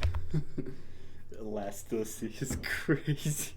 And fight some guards off as a unit together, a big family, yay. Till Buddy shows up and frees them, takes them back to his facility and puts them in this electricity zippity shackle shit, explains to them his evil plans where he's gonna send his big ass ball over there to terrorize the people and destroy the town. Then he comes over there with fucking cheat codes and... I mean, he'd be a literal dumbass to cheat. Yeah, facts. Defeats it. Yay, there's a new superhero and he's the only superhero. Great. And then when he gets bored, he'll just sell his inventions to other people so everybody's super, and then no one is super. So he goes off to do this plan of his because the ball's already there. All he has to do is fly over to the city and save it. Without even attempting to kill them first or even inspecting the kids' powers to see if they can escape his contraption because he's a dumb ginger. And what do you know? Vi force fuels out of the fucking thing and frees herself and the family. They attempt to escape to go back to their city and save it while the staff are celebrating being evil, and only Snowball sees them running in the fucking security camera. So there are security cameras. Then how the wholesale Chickendale ponytail fuck? Nah, fuck it. I don't want to. I'm done. I'm moving on. They find a van with the help of Snowball. They get into another rocket and she launches them over to the city where Buddy is at playing pretend, defeating his own robot with the remote control he has on his arm that controls it. But don't forget, Dipshit gave it AI, so it learned that this remote control controls it and removed it off of him and launched him into a fucking building. He gets knocked out. The Incredibitches get there with the other rocket, and I can't help but think that they could have found a different way to ride this rocket without stretching the shit out of this bitch like that for who knows how long. But they do get there. The van lands, survives all of this, the landing and this shitty ass parking. They start fighting the tumor with legs. It tries to teabag the kids to death, but Dad to the rescue. Frozone then shows up to help after he found his super suit. They find Buddy's remote and fuck with it a bit, try to keep it away from the ball. Lots of shit happens in between that. Then Bob ends up with one of its claws and the rest with the remote pressing random buttons to see how what works and shit like that. And Frozone slowing down the behemoth. Then Bob remembers, because he fought that old one, that the only thing is strong enough to take it out is itself. And the claw he's holding is like rocket launching because of all the random button pressing. They accidentally turn it on and they accidentally turn it off again. He's like, no, press it again. She's like, wait till it gets closer. We only get one shot. How the fuck did you know that he means to shoot its own claw at it, you dumb bitch? You weren't even looking when you had it activated. Whatever, they shoot the claw at it. It takes its own power source out and they win. After that, Agent K's there like, people like you again. That's cool. Mom calls babysitter. That's freaking out because Jack is getting his powers and she doesn't understand what's happening. And then she says at the very end that she thanks the mom for calling in another babysitter. They're like, we didn't call nobody. And they rush into their house to find Buddy there. He freezes them with the baby in hand. He's like, I'm gonna take this baby now. Bye bye. Shoots a hole through the roof and starts flying off this jet. Baby doesn't like that. It has shit to say about that. It goes with metal, fire, goblin mode on his ass. He drops it. Mom gets launched up by Dad to grab the baby and she parachutes down. Then Bob chucks his car at his jet, which destroys it and gets him sucked into his own jets via cape. He dies. Dash gets to kind of compete in sports now. Vi scores some Tony Cock. Happy days. And they suit up in the opens. Yeah, say goodbye to your secret identities, retards. To go defeat Driller from Deep Cock Galactic Acid. Riding up on Greta. That's right, I call her Greta. What are you gonna do about it, bitch? Nothing. Because you can't. This movie gets 5 Aquarcus out of 29 Ebola caps.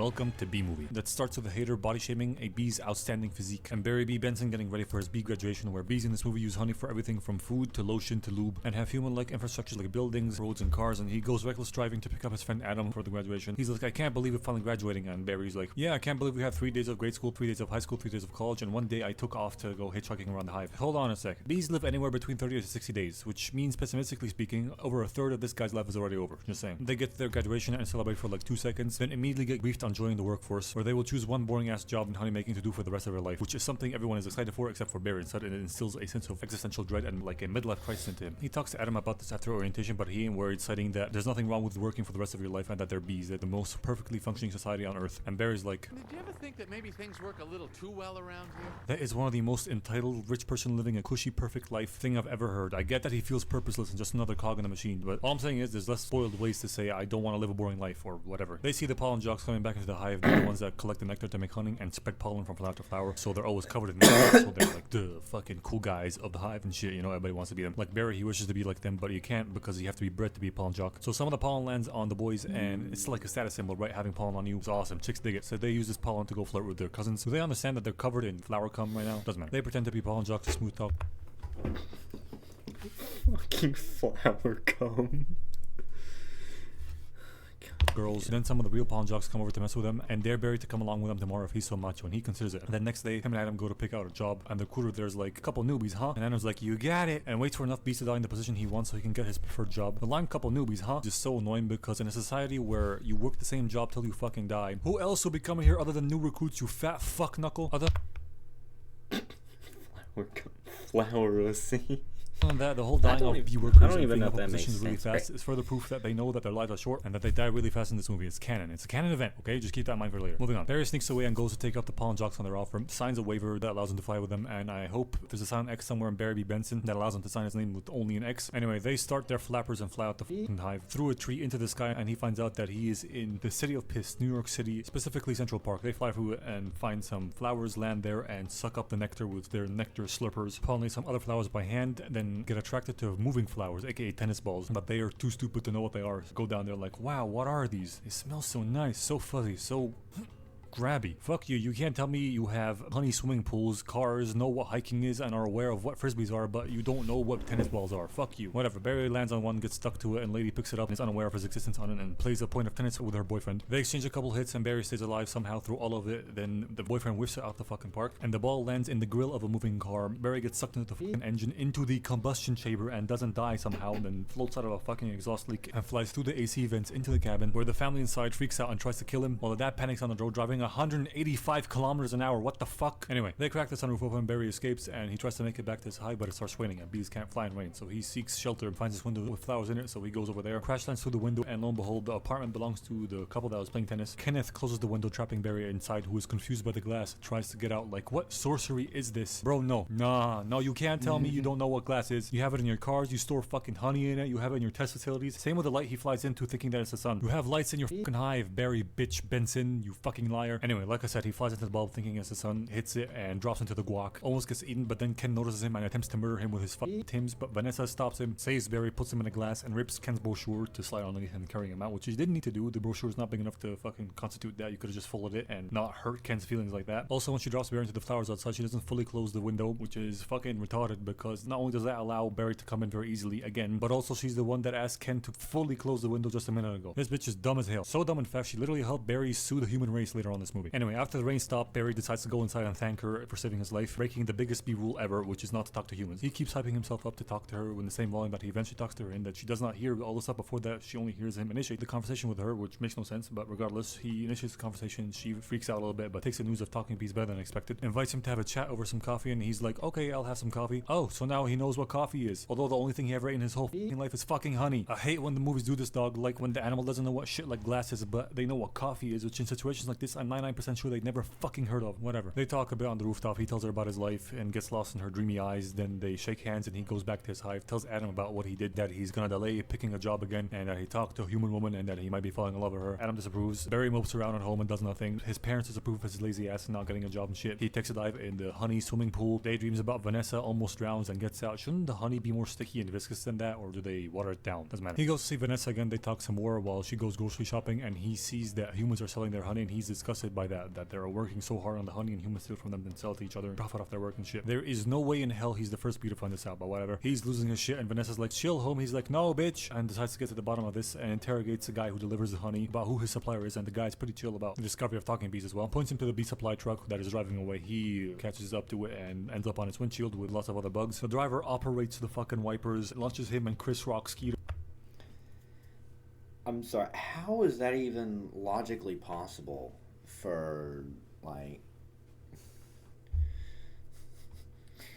for a bee to interrogate a human person, let alone for someone to cheat on their partner with a fucking bee?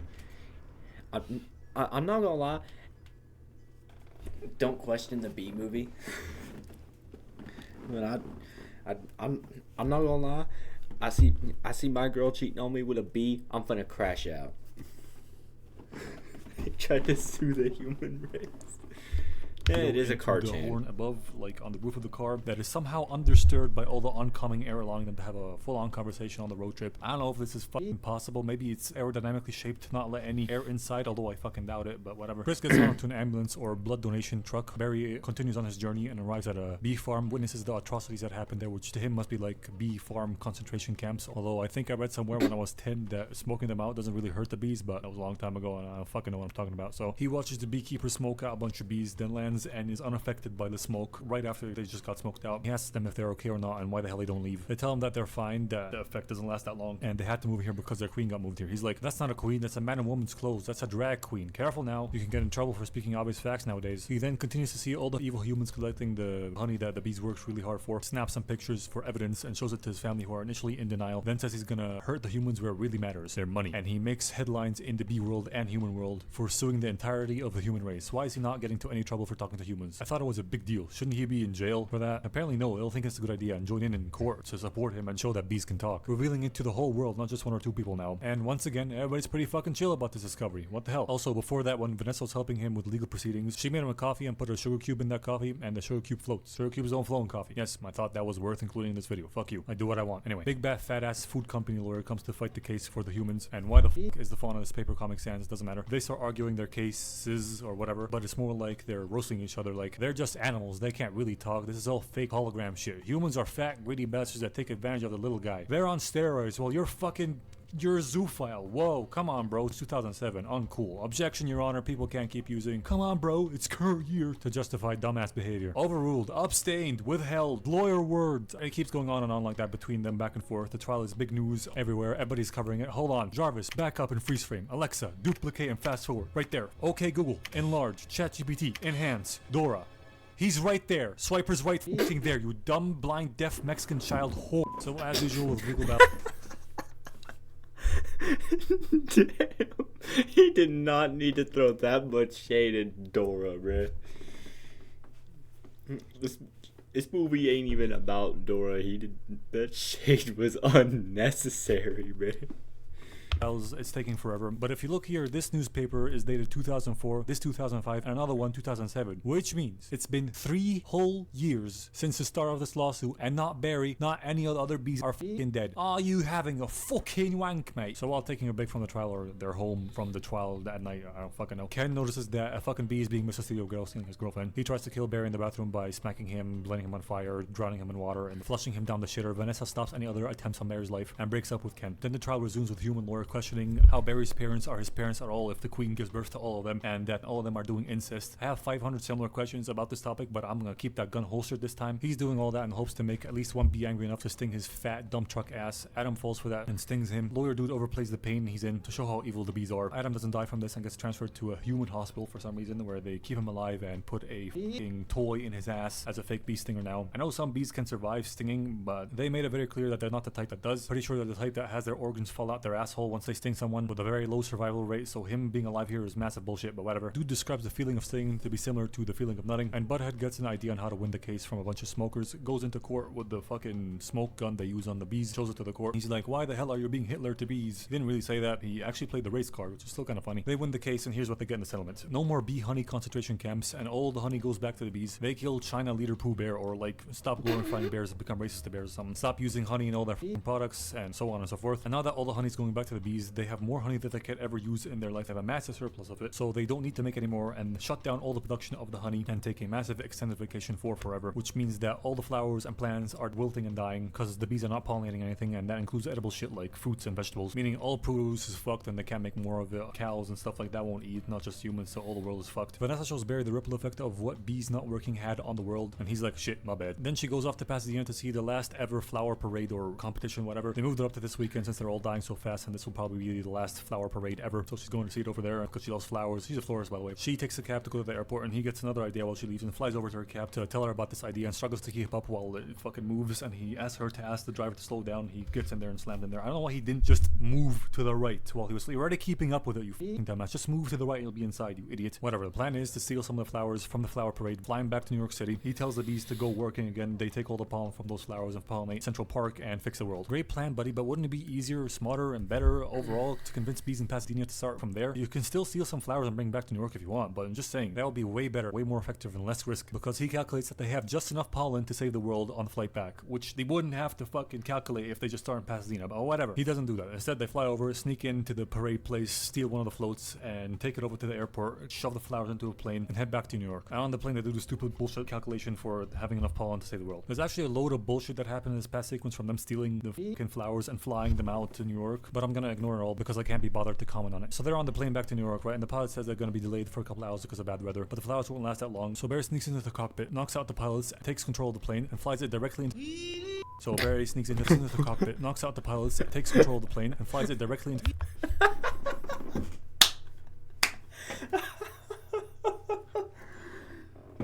Good God. I'm not gonna lie to you, buddy. I would have been tempted to make a 9/11 joke too.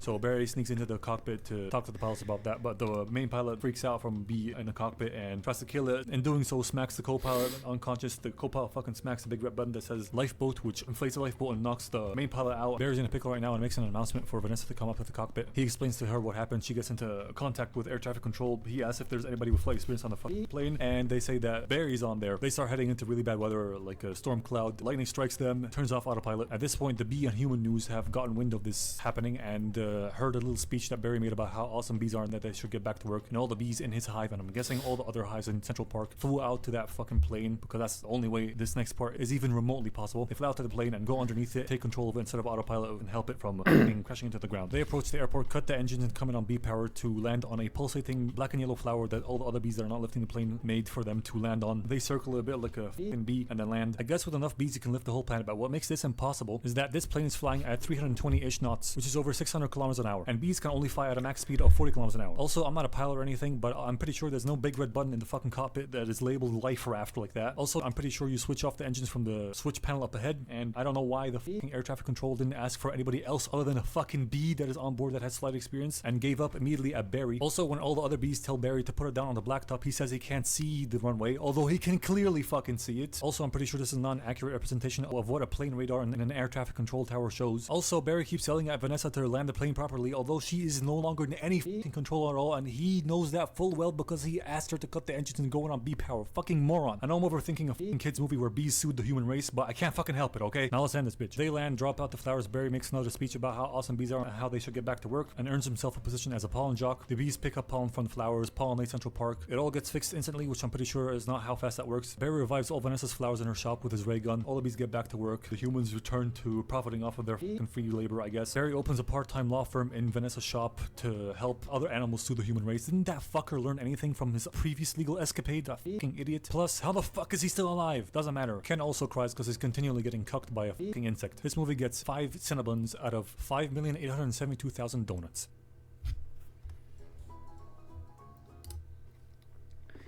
Yeah, the logic in this movie, bro.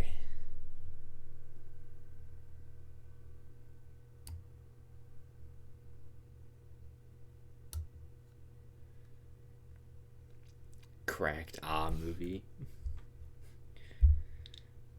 What should I watch next?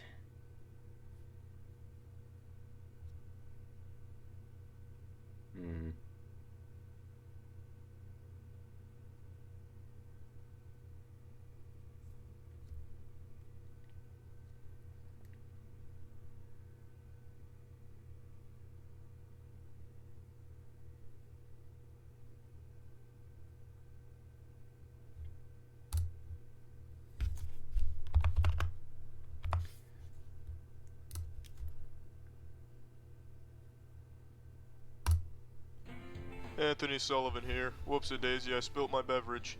This ordinary sponge just can't handle this type of shit. Go fuck yourself, sponge. Introducing the Mighty Thirsty. It's the super absorbent vacuum block humans have been demanding since the beginning of time. It can hold 8 times the weight of a rhinoceros. Where'd all the liquid go? Right there. Watch me trick this Mighty Thirsty into sipping up my piss. Did you know Mighty Thirsties were not created but instead were found deep within the Amazon rainforest? Research shows that each Mighty Thirsty is made with liquid love and PVA, which stands for pure vagina action. Look, the Mighty Thirsty absorbed all the wiener juice with no spills. Scientists agree that drinking without a mouth will lead to a huge mess, but if you have a thirsty sidekick on standby, it'll just gobble it right up. Look at this. Smooth as ass cheeks. This sponge is diarrhea's bitch. Alright.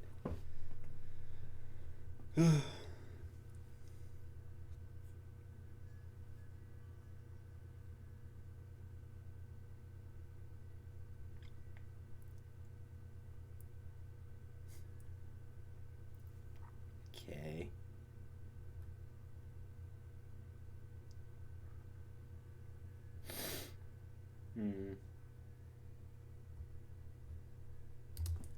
DBZA funny moments.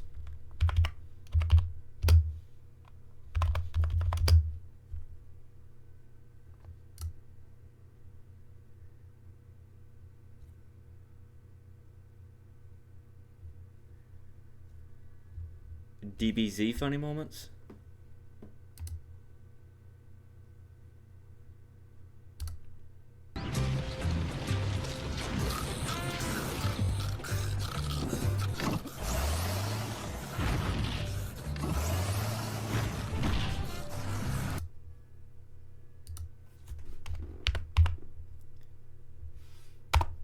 DBZA.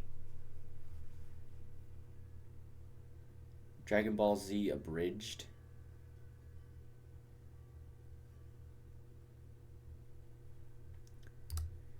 I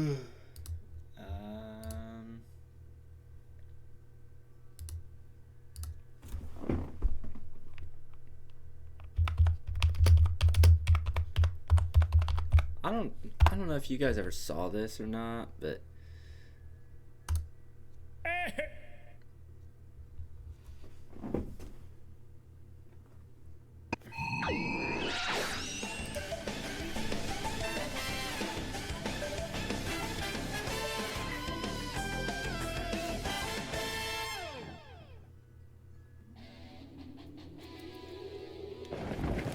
Stand ready for my arrival, worm. Right, so is this supposed to be like Thanos with a Shakespeare fetish or something? He's your next opponent, Cell. His name is Conquest.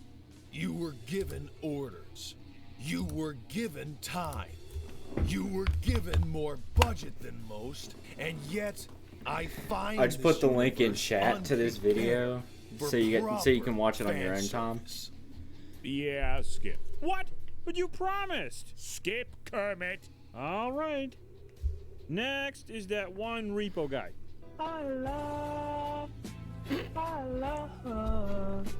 Okay, change my mind. We're going with the creepy old guy. I am so...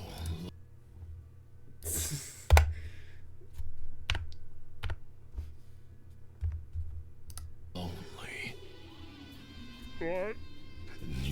We're going with the creepy old guy.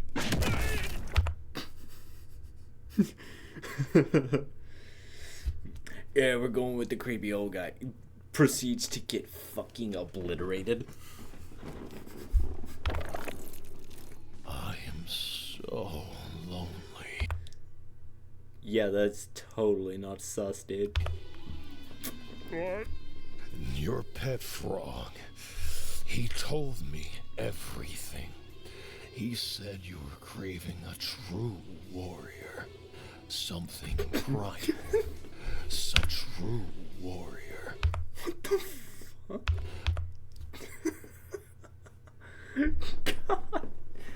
Kermit. Why he smiling like that, bruh? Man, this motherfucking devious, bruh.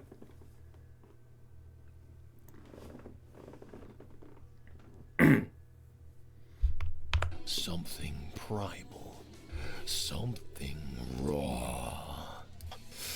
The perfect opponent. Every night I dreamed of this. The screaming, the sweat, the subtle resistance. You confuse me, Bugman. And I like that. What the fuck? Do you feel it? This violent intimacy. They call me unstable. I think they're just afraid. But me, What the fuck's he filming, bruh?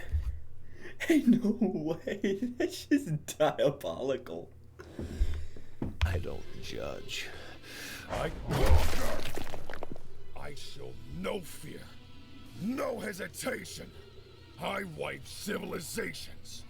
I wipe entire bloodlines. Hell, I wipe my own ass, all with my bare hand.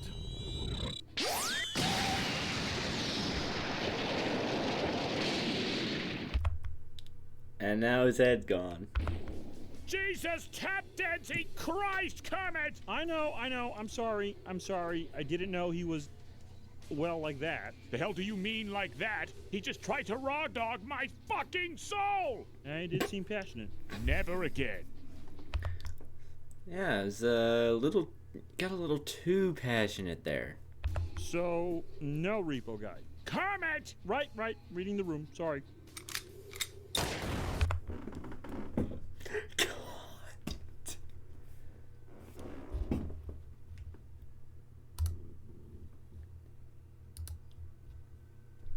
If you've been on TikTok, Twitter, or YouTube in the last couple of days, you probably have seen these Beyblade memes.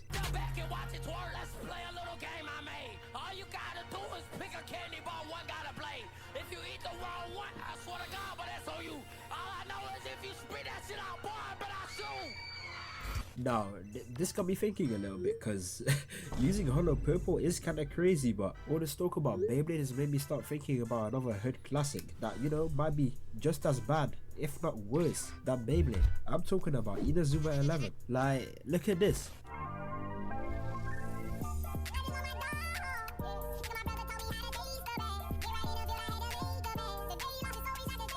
Yes, your eyes are not deceiving you. They just summoned a mythical phoenix in a game of football. Why did they do that? Who the fuck knows? All I know is that this shit used to go hard when I was a kid. I play football, so best believe any time an Inazuma 11 episode pulled some crazy shit like this, I was already in the back garden trying to replicate it, talking about some fire tornado. Inazuma 11's description says that the show is about a talented young goalkeeper that tries to revive his lackluster school football team. Aye, you know, that's cool.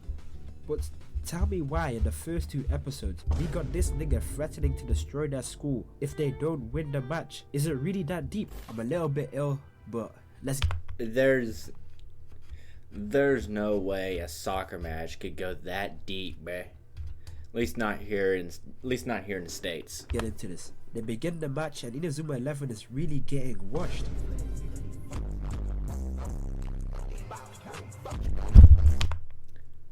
There's no fucking way. There's no shot. How was that by the rules, bruh? How was that not cheating, bruh? More importantly, how did this dude not die? like fam, what do you mean they summoned an entire pocket dimension just to score a goal? These niggas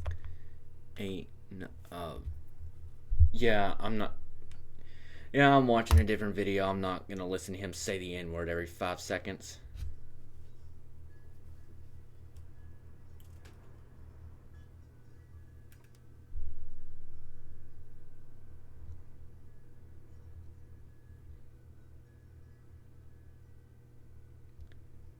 Bye.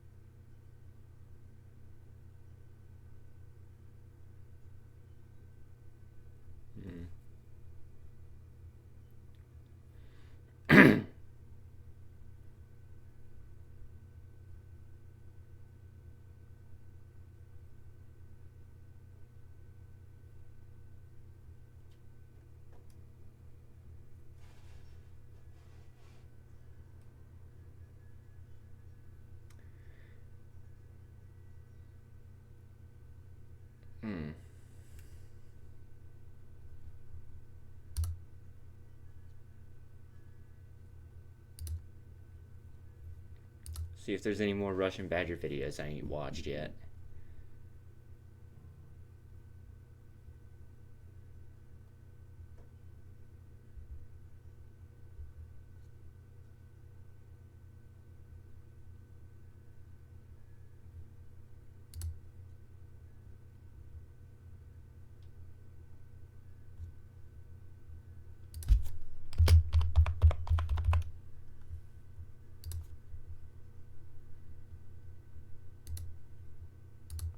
That'll teach those orphans not to fuck with me. Oh, the hell is that? Oh shit, my pizza! Come on, hit me. Just shift your feet, put fist to face, and hit me. Like that? Yeah, that's it. Only this time, you gotta hit me. Come on, hit me! Hit me! Oh, my fucking... Oh. Damn, Miles stronger than we thought. This was before he got bit by the spider, too. You have your marketing department cook that name up? Spoiler/shitpost alert! If you're... I've beaten this game multiple times. You don't have to worry about spoiling shit from anybody. But worried about me spoiling the plot or breaking your immersion? Please find another video. Spider-Man is back. He's still shooting sticky stuff into the faces of grown... He is, indeed, still shooting white sticky stuff in the faces of grown men.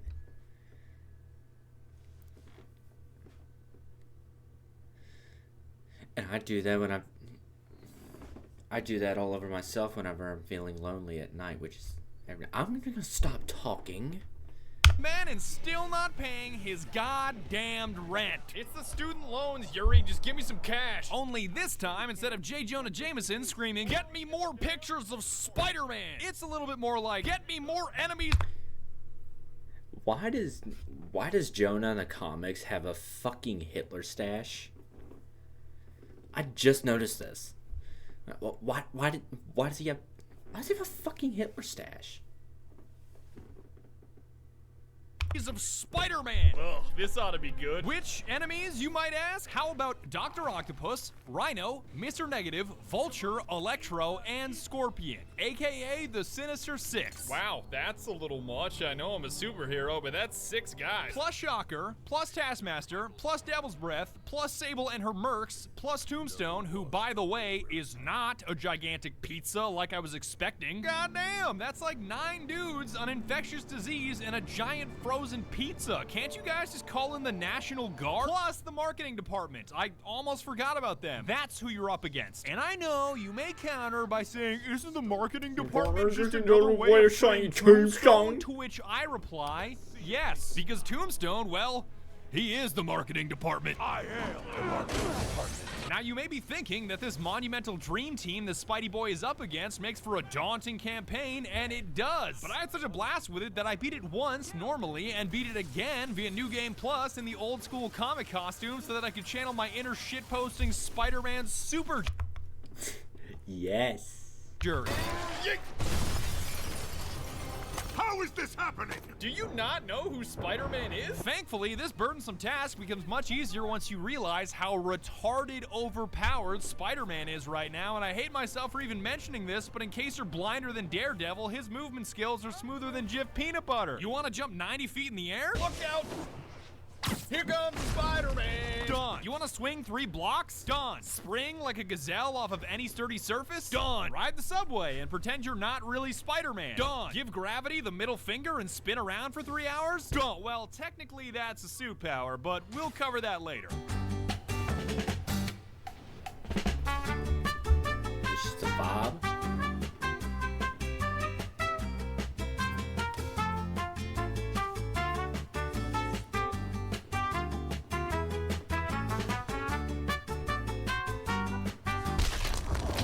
I said we'll cover Damn, he broke his neck.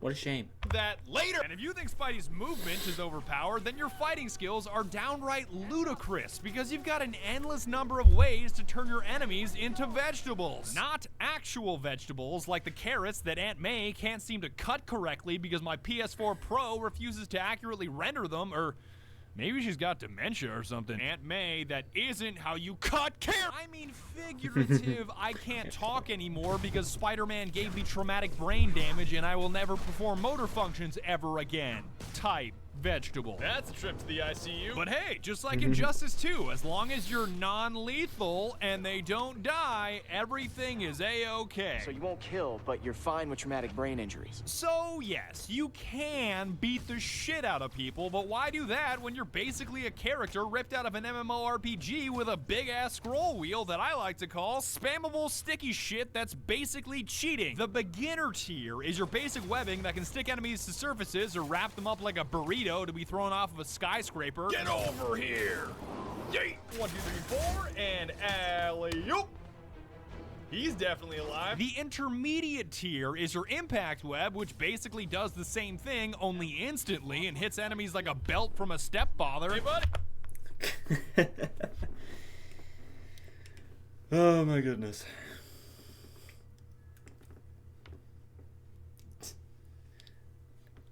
I actually don't have any comments. Hold this for me. Just tuck your knees, you'll be fine. And then shit just goes totally off the rails, like spider drones, electric webs, web bombs, trip mines.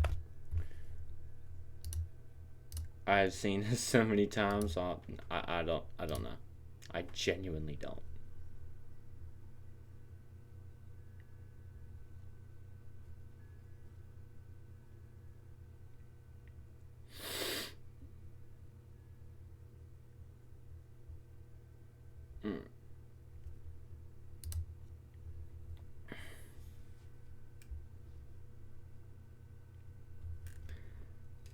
Actually, Chad, I might cut the stream right here. So, yeah.